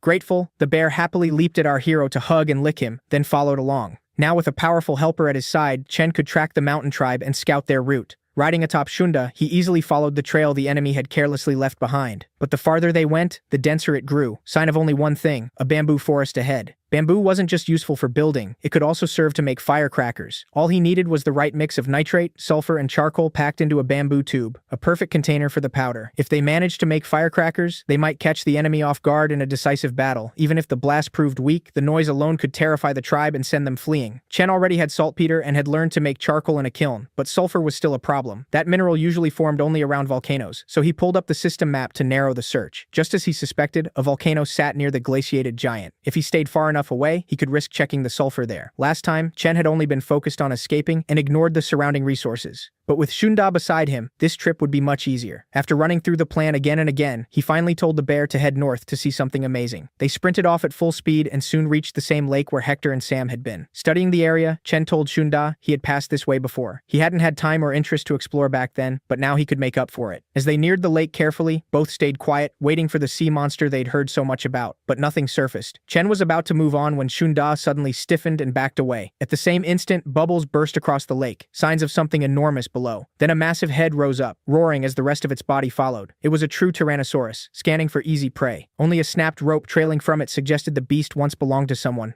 This T-Rex was the last thing Chen expected to find. He and the bear dropped low in the grass, tense, judging the monster's size. The collar around its neck hinted it might be the giant's pet, escaped while its master slept. If so, then the creature that scared off the saber-toothed tiger and left huge tracks in the forest was probably another T-Rex like this one. And if that was true, the mountain giant had been asleep for at least 15 days. Either way, wasting their best chance to get out would be foolish. So the moment the beast turned away, Chen told Shunda to run for the mountain. The bear obeyed, carrying him deeper into the snowy biome. But the snow thickened with every step until they had to stop. If anything triggered an avalanche, there'd be no escaping it. Just to be safe, Chen climbed off Shunda, which clearly worried the bear. In truth, he planned to walk behind him and cover him if danger appeared. To reassure the bear, Chen told him to stay cautious and watch the surroundings. Bringing Junda had been a smart move because each sweep of his powerful paws flung snow aside and exposed the ground beneath. Then Chen caught a sharp smell he knew instantly. He started searching for the source. The deeper they dug through the snow, the stronger the burned match stench became. It took a lot of effort, but he finally uncovered a sulfur deposit, something that could decide the coming battle with the mountain tribe. Chen was thrilled by the discovery, because with this much sulfur, they could start making firecrackers tomorrow. After gathering as much as he could, Chen loaded it onto Junda and headed home. As he passed the first houses of the settlement, Sam rushed over, genuinely glad to see him. What no one expected, though, was the bear at his side. To stop any panic, Chen introduced Shunda and told everyone not to hurt him. At first, the tribe struggled to accept a wild beast among them, but before long, everyone wanted a turn riding it. Chen could have allowed it if the bear agreed, but he refused to let Shunda be bullied and promised to find another beast instead. Once the supplies were unloaded, Chen asked Ayu to dry the bamboo without explaining why. Then he turned to Lisa, who was boldly examining the bear up close, impressed by such a powerful animal and proud of Chen. But that happy moment ended quickly. Right after returning, Chen received bad news. A giant sea monster had appeared near shore, thrashing about and stopping the fishermen from working. Its body churned up waves huge enough to smash all the salt drying on the beach, leaving the fishermen helpless. After hearing the urgent report, Chen calmed the messenger and went to the beach himself to inspect it. Riding Junda, he reached the sea within minutes, where broken crates floated among the surf. The creature was an ichthyosaur, a large predatory marine reptile shaped like a fish, aggressive by nature and egg-laying. It was still in a developmental stage, around 7 meters long, and bent on destroying anything alive nearby. Its behavior alarmed even Chen, but no one was willing to let it rampage freely. If they didn't stop the ichthyosaur, it would keep wrecking things and dealing heavy losses. To beat it, they needed to lure it onto land, where the reptile would lose half its strength. After stating the plan, Chen drove Junda toward the surf and attacked the reckless ichthyosaur. The first hit sent the bear crashing onto the beach, but it also exposed the monster's belly. At the last second, Chen leaped clear of Junda and buried his axe in the reptile's flesh. That only enraged the beast further, and it twisted around, clamped Chen in its jaws, and dragged him toward deep water. The ichthyosaur shot for the seabed, trying to keep him from reaching air. Chen realized he'd drowned long before the monster actually ate him, so he used all his strength to force its jaws apart. Meanwhile, Shunda kept chasing after them, and before the reptile got too far, he grabbed its tail and hauled it back toward shore. The bear had understood Chen's plan and followed it, but the struggle was still brutal. Between the ichthyosaur's crushing jaws and the lack of air, no ordinary person could have endured it. So it was no surprise Chen started to lose hope. Then from the dark water, a woman appeared and saved him. With twin daggers in hand, she slashed down the ichthyosaur's body and forced it to release Chen. Blood spread through the clear water, turning it murky red and hiding the girl from view. Starved of oxygen, Chen's limbs slowly went numb, leaving him unable to swim back. In his last clear moments, he could only think about the girl moving so skillfully through the sea. When Chen opened his eyes again, he saw Junda on the yellow sand, anxiously watching over him with the rest of the tribe. After coughing seawater from his lungs, Chen noticed his rescuer sitting on a rock and asked Alana to come closer. She was the sea tribe's best swimmer, often hunted in the ocean, and knew exactly where to strike the reptile to kill it fast. Everyone knew the sea tribe wasn't famous for sharp minds, but compared to the others, Alana seemed especially dim. Still, since she had saved his life, Chen ignored that and sincerely thanked her. What interested him now was where she'd gotten those obsidian daggers. She explained that she took them from a bad man who had entered their tribe's territory. Alana answered quickly, but then suspected they wanted to take the blades away and nearly started a fight. That was avoided once they explained Chen's role in the settlement, and she finally calmed down. She couldn't remember everything about him, but she did understand that he wanted to help the sea tribe. Once convinced he could be trusted, Alana described the day the mountain tribe suddenly invaded their land. She was knocked unconscious in the fight, and when she woke up, her brother Fang and the others were trapped in a cave. They were worked mercilessly, forced to do the filthiest jobs, and once they had enough, Fang came up with an escape plan. He would attack a guard and pass the weapon to Alana, who had to cut the rope and leap from the cliff into the river. Fang believed it was the only way to save her, so he ordered her to follow his instructions without question. If it worked, she was supposed to find Hector first, the lucky one who was expected to survive. With Alana's combative nature, she never would have lasted in captivity, let alone devise such a plan, so Fang sent her to someone he trusted.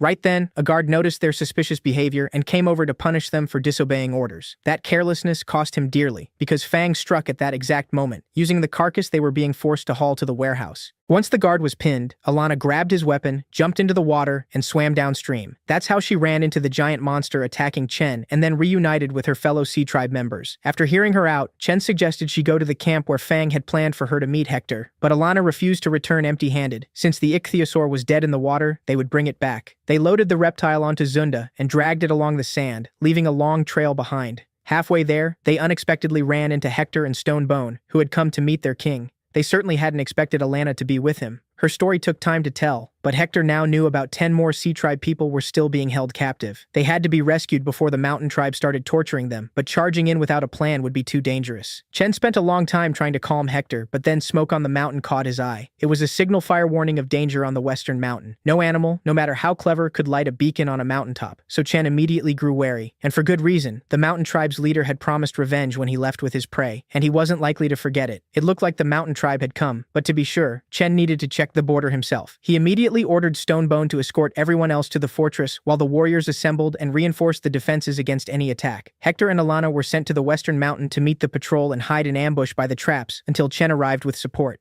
As he sprinted back toward camp, he prayed the gods had shown mercy and the signal fire had been lit by mistake. Luckily, Lisa was already outside waiting for him. She'd been restless over the monster fight on the shore, unable to sit still as she imagined one disaster after another. The moment she saw he wasn't wounded, Lisa finally relaxed and offered to scout ahead while he rested. Chen refused. He appreciated her concern, but the signal fire still gnawed at him, and even with the warriors beside her, she wouldn't be able to restrain Hector if he snapped and charged the Mountain Tribe leader. So he chose to handle it himself, taking Huangshu, Languke, Sam, and Ayu, fighters who had already proven themselves many times. Lisa stayed behind to oversee the settlement's defense and the wounded. Sam had recently found a hill with a clear view, so if danger came, she could move with reinforcements. Chen didn't want more people, but Mia insisted. She'd never been allowed to come before, and if refused, she swore she'd follow anyway. Once his orders were settled, Chen placed Liu Tang in charge of guarding the queen and headed west at once. By the time they reached the others, dusk was settling in, something that could work in Chen's favor. In that dim light, traps were far harder to spot, and so were the hidden positions of each warrior. But the Mountain Tribe had anticipated that. They advanced slowly with torches, making no effort to conceal themselves. As if he sensed the danger, their leader halted the tribe right before the killing zone. He seemed to know Chen was already there at the border, waiting for them, so he called for him to step out and fight fairly. No one understood how he was so certain Chen was present, yet no one broke cover. Then the leader calmly revealed how he tracked people. The area was unnaturally silent. No birds, no beetles, no frogs. Only a large group lingering nearby could scare the animals from their hiding places and expose an ambush. Even then, Chen's side stayed hidden, forcing the leader to switch from taunts to threats. The chief disliked using Qishan Zhao's power, but he hated this game of hide-and-seek even more. That was enough. Chen finally stepped from cover, ready to face the enemy head-on. It turned out the Mountain Tribe was surrounded from every side, putting them at a clear disadvantage. Still, the chief seemed pleased that the numbers on both sides were equal. Raising his obsidian blade, he eagerly challenged Chen to a duel, glad that this time he could fight without worrying about appearances or dignity. But just as Chen expected, Hector didn't waste the chance to avenge the Sea Tribe and lunged the first moment he could. He cared nothing for honor or rules. He struck shamelessly from behind. They were only a few steps from a brutal clash, but the Mountain Tribe warrior stopped him cold. Muzi threw himself into Hector's path, driving into him with all his strength. Like two stubborn rams, neither gave an inch in raw power, and both carved a trail through the ground behind them. At first, Muzi seemed outmatched. He was slightly smaller, but he made up for it with far greater agility. The chief was delighted, praised him for the save, and told him to enjoy himself with Hector. In the end, Muzi gathered himself and hurled Hector into a rock, sending a tremor rippling across the ground. The force of it startled even Chen. Until then, Hector had never lost to anyone, so Chen was deeply alarmed by what he was seeing. At that same moment, another enemy warrior passed beneath one of the traps, and Ayu released a huge log hanging from a tree by rope. The strike was powerful enough to flatten an ordinary man, but he shoved the log aside as if it were nothing. That second Mountain Tribe warrior showed such absurd strength that Chen momentarily forgot the entire trap plan. After being smashed into the rock several times, Hector started coughing up thick blood. Muzi meant to finish him quickly. He had no intention of losing to some newcomer, but Hector slipped the next blow. He was every bit as stubborn, clinging to life to the very end. This time, Hector locked onto him with a death grip and dragged him toward the water. There, Hector held a major advantage, and Muzi knew it. He drove his feet hard against the ground, desperate to break free, but only wedged himself in place. At that moment, Alana burst from the river and struck from behind. With Muzi pinned, it should have been easy for her to stab him in the back, but the Mountain Tribe refused to let that happen.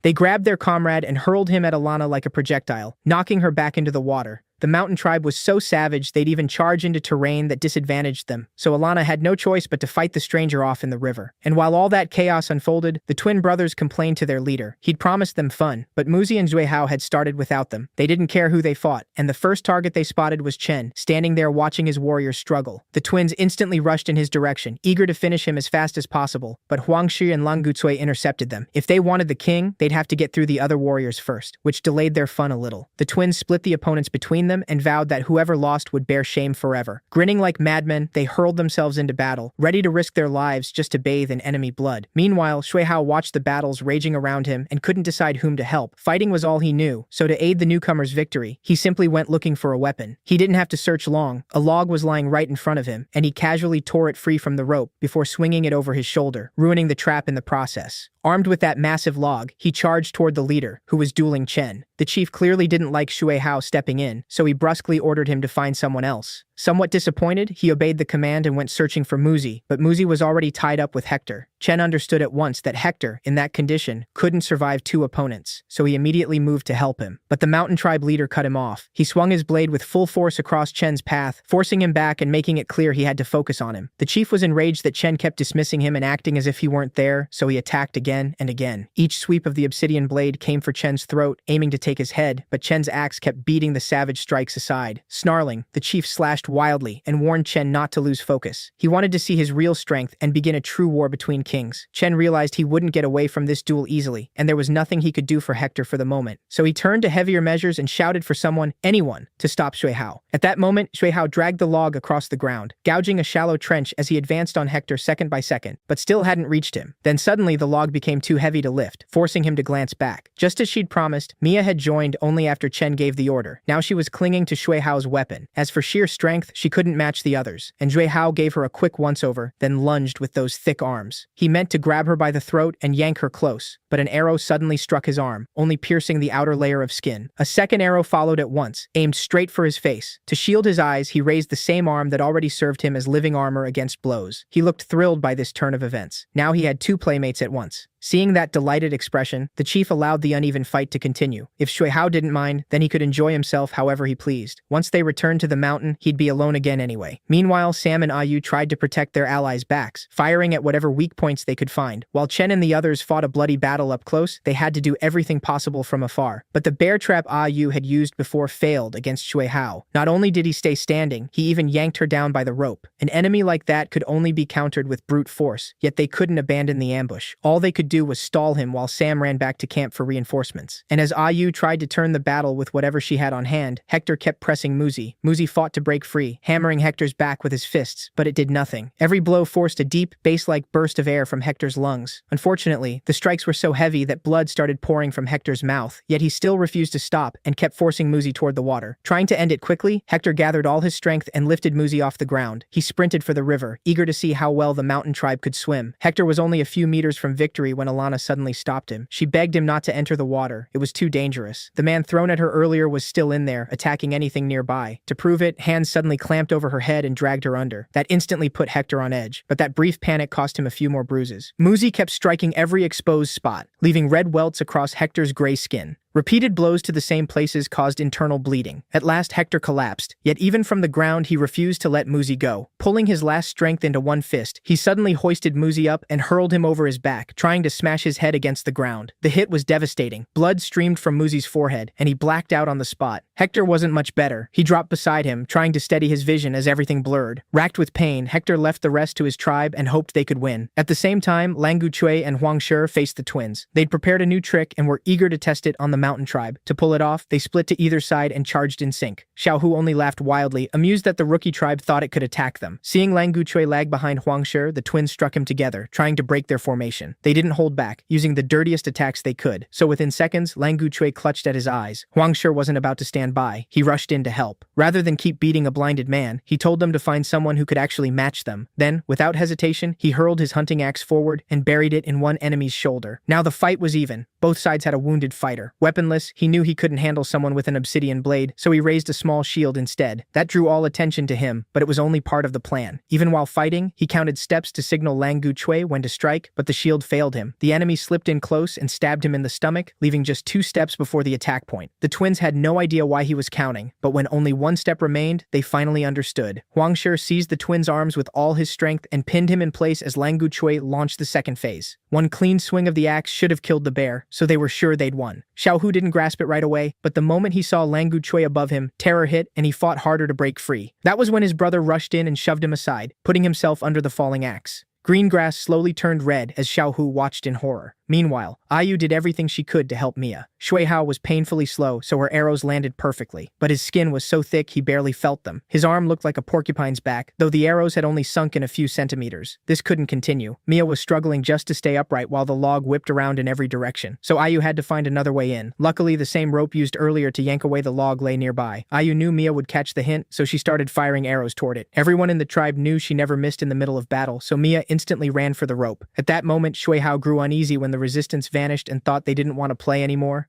But that idea didn't last long. Mia played along as if entertaining a giant child, calling to him from behind while she looped his legs into a tight knot. For a while, he enjoyed watching her circle him, but then his head slammed into the ground and snapped him back to reality. Mia had put everything into dropping him in one move, and she celebrated the win. Several fighters had already decided their battles, but not Hector. He'd barely had time to rest when Muzi rose again. Admitting he'd underestimated Hector, who had nearly killed him, Muzi still refused to quit. Then something happened that no prophet could have foreseen. The giant log Shui Hao had been swinging came flying straight into Muzi's head, knocking him back into the Valley of Dreams. At that point, Hector was ready to admit his brother Fang had been right about his luck, but the battle still wasn't over. The leaders kept fighting for their tribes. Again and again, they drove each other back. The struggle dragged on so long that both men's arms began to go numb. Chen knew he couldn't endure another blow, though his enemy was in no better shape. Seeing the mountain tribe leader falter, the witch's servant brought him red leaves. On her orders, he was to use the herb, even if he hated winning that way. If he burned them, the chief could return home safely, while the servant would hide from the smoke in the water and stand guard. The witch had warned of the consequences, so the servant urged him to choose wisely and avoid defeat. Chen immediately understood. He meant to cast aside restraint, strengthen his body with red ginseng, and use Pangu's power to meet the mountain tribe as an equal. Red ginseng would have been a huge advantage against the newcomers, yet the mountain tribe leader still hesitated to use it. The witch had probably read his character well, which was why she told her servant to carry the herb for any crisis. Still, no one rushed to light it. Chen couldn't let that chance slip. He swung his axe with full force, sending out a shockwave strong enough to topple several trees behind the leader. The servant survived only because he barely noticed the strike in time and leapt away. Once he felt Chen's eyes on him, he knew he couldn't hesitate anymore. If the leader wouldn't ignite the ginseng himself, then he would. Snatching up a torch, he grabbed the leaves he'd dropped in fear and moved them toward the fire, already imagining how the battle would end. But the leader stopped him. With one slash, he cut the stick and snuffed out the flame, fully aware that this might anger the witch. When the servant demanded an explanation, the chief said he didn't believe him. The witch likely had given no such order, so he told the servant to go back and deliver his own message. Clenching the leaves in fury, the servant could hardly believe this insult. The road back to the witch wasn't long, he warned, so the chief should expect punishment. Chen watched the entire exchange in silence, even as his destructive power kept rising despite the drawn-out fight. In truth, he could barely stand. After battling the ichthyosaur, he'd had no time to recover before rushing to the border, and now even his Pangu power was nearly spent. His vision swam. Chen knew he couldn't keep this up much longer. He'd be lucky to land even one more hit, and after that, he'd surely pass out. The soldiers weren't in any better condition either. Their strength had long since run dry, and they could no longer support their king properly. All Chen could do was trust his own strength and pray the next blow landed. If not, the mountain tribe leader could wipe out the whole settlement with ease. Yet that wasn't Chen's only concern. If the chief had burned the ginseng, victory would have been certain. But instead, he argued with his servant and threw the leaves away. It looked absurd, almost irrational, and no matter how Chen turned it over in his mind, he found no answer. Better to use his fists than waste strength thinking. As long as any strength remained, he had to seize the chance and finish the leader quickly. Again and again he attacked, trying to knock the man out, but the leader kept resisting and matching his steps. The chief seemed delighted to face a warrior as strong as Chen and goaded him to reveal everything he had left. Only after both were worn down did he finally notice Chen's wounded arm.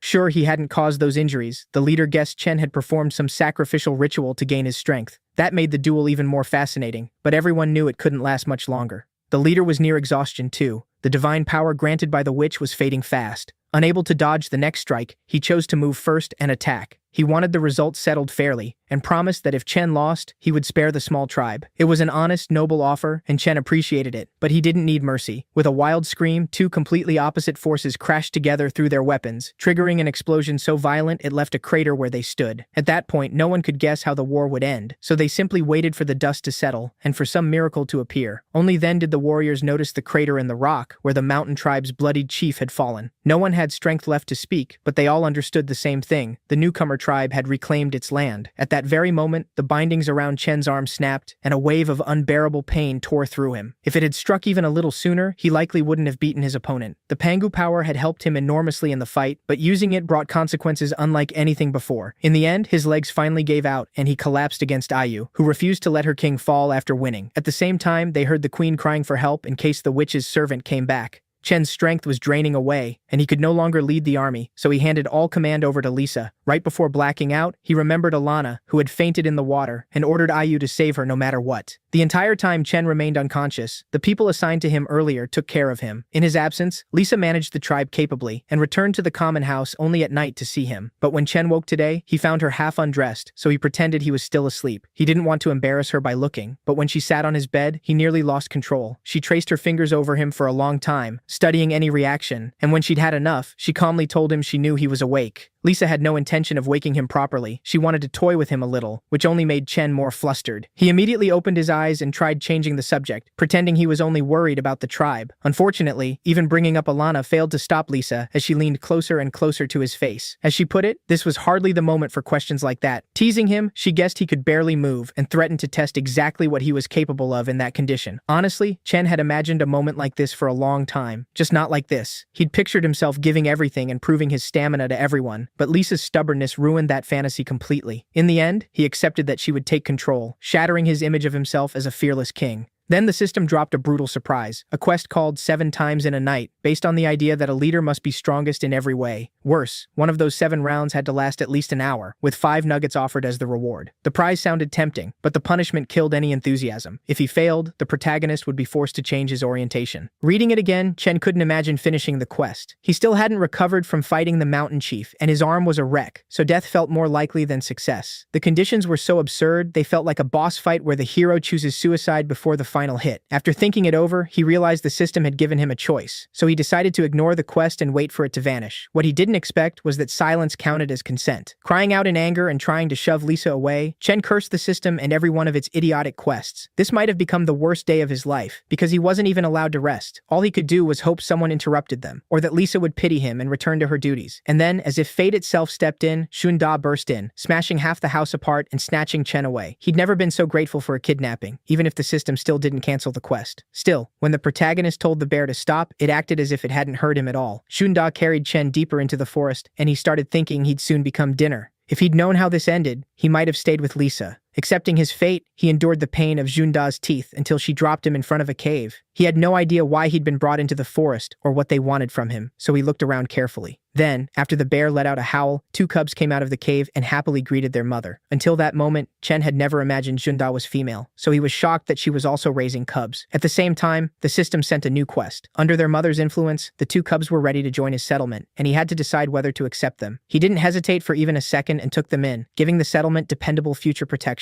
In a few years, the cubs would grow into full warriors for the tribe. After confirming the request, he checked the population count. It had risen by 20, and the military strength now came to 68 out of 98 people, while the remaining 30 belonged to 3 man-eating bears. Once the total passed 90, the system issued a new main quest. Chen had to expand his territory to 10 square kilometers and recruit more than 300 people within 6 months. It had been so long since the last main quest that he might have forgotten without the reminder. The reward made him genuinely happy, but that hardly mattered when the task itself was so difficult. Still, there was no backing out. It was time to speed up warrior training and teach the rest of the tribe how to farm. With 3 man-eating bears on his side, Chen could worry a little less. The settlement now had solid protection. Riding with Shunda, he watched the cubs for a while and, out of boredom, decided to give them names. That pleased the mother bear, who perked up her ears to listen to Chen's ideas. Most of the names he considered didn't suit future beasts that would one day rip enemies apart, so he settled on the best options he had. He named the brown cub Shun and the red one Shun-san. They didn't understand the words, of course, but sensing their mother's approval, they nestled beside her. Either way, the quiet days were almost over, and soon he'd be buried in work again. Studying the system map, Chen was pleased to read details about nearby tribes and started planning an invasion. The map was incredibly useful. He hadn't even gone near the western camp, yet he already knew about the terrain, guard posts, and traps. Over the next 2 days, Chen planned to teach some newcomers basic farming, then head out on reconnaissance with a clear mind. But for now, he just wanted food. After the battle with the mountain chief, he still hadn't gotten to taste the ichthyosaur meat and hoped they'd saved him some. To his surprise, no one had touched the reptile without the chief's permission. The whole village knew Chen was their best cook and had waited for him to recover. 3 days passed like that. His time to rest was ending, and the protagonist finally had to pack for a trip to the neighboring tribe. For the journey, he took a bear with him, now using it more and more as a mount. At last, Ayu and Lisa came out to see him off and wish him luck on the scouting trip. He left the cubs with Huang Shi, who was already caring for the hyena cubs. He also told Lisa to keep an eye on the warriors so they wouldn't kill each other with the new catapult, and he left Alana under Ayu's care. Unfortunately, she still couldn't fully remember recent events and needed close supervision. All of that mattered so much to him that Lisa got sick of listening and hurriedly shoved him out of the house.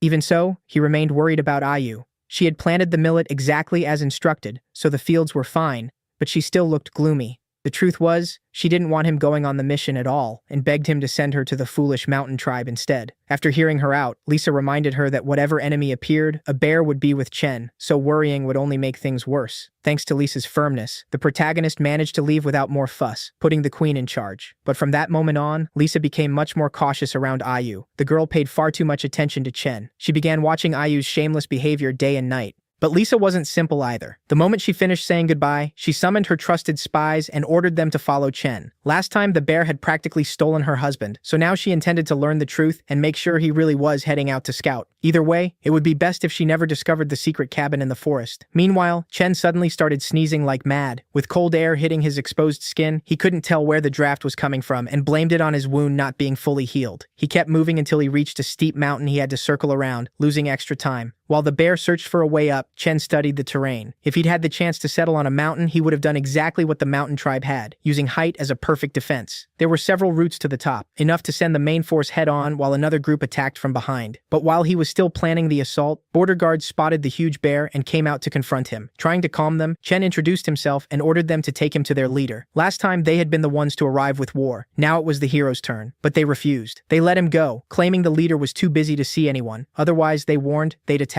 So far, Chen had stayed polite, but these savages clearly had no manners at all. Gripping his axe, he weighed whether to strike first. Then the prisoners behind them caught his eye. He clearly remembered hearing that captives wore chains, but these looked different. Among the strangers, Chen recognized the mountain tribe's former chief and Muzi, neither of them carrying loads. The sight baffled him, so he sent Junda over. The guards parted to either side. Chen couldn't imagine what could reduce a leader to this, but their explanation revealed the tribe's rules. They had a witch who stripped losers of divine power, automatically turning them into slaves. So the old chief was no leader now. A stronger man had taken his place, and that was the man Chen now had to deal with. As if summoned by the gods, the new leader appeared on the mountain after Chen heard the story, staring down at him with pure arrogance. He wouldn't even come down to defend the tribe himself, sending soldiers to handle the intruder instead. The tribe was savage and unruly, yet surprisingly, they already knew how to use harpoons. They ran the steep cliff with ease, their feet used to rough ground, which gave them a clear edge in battle.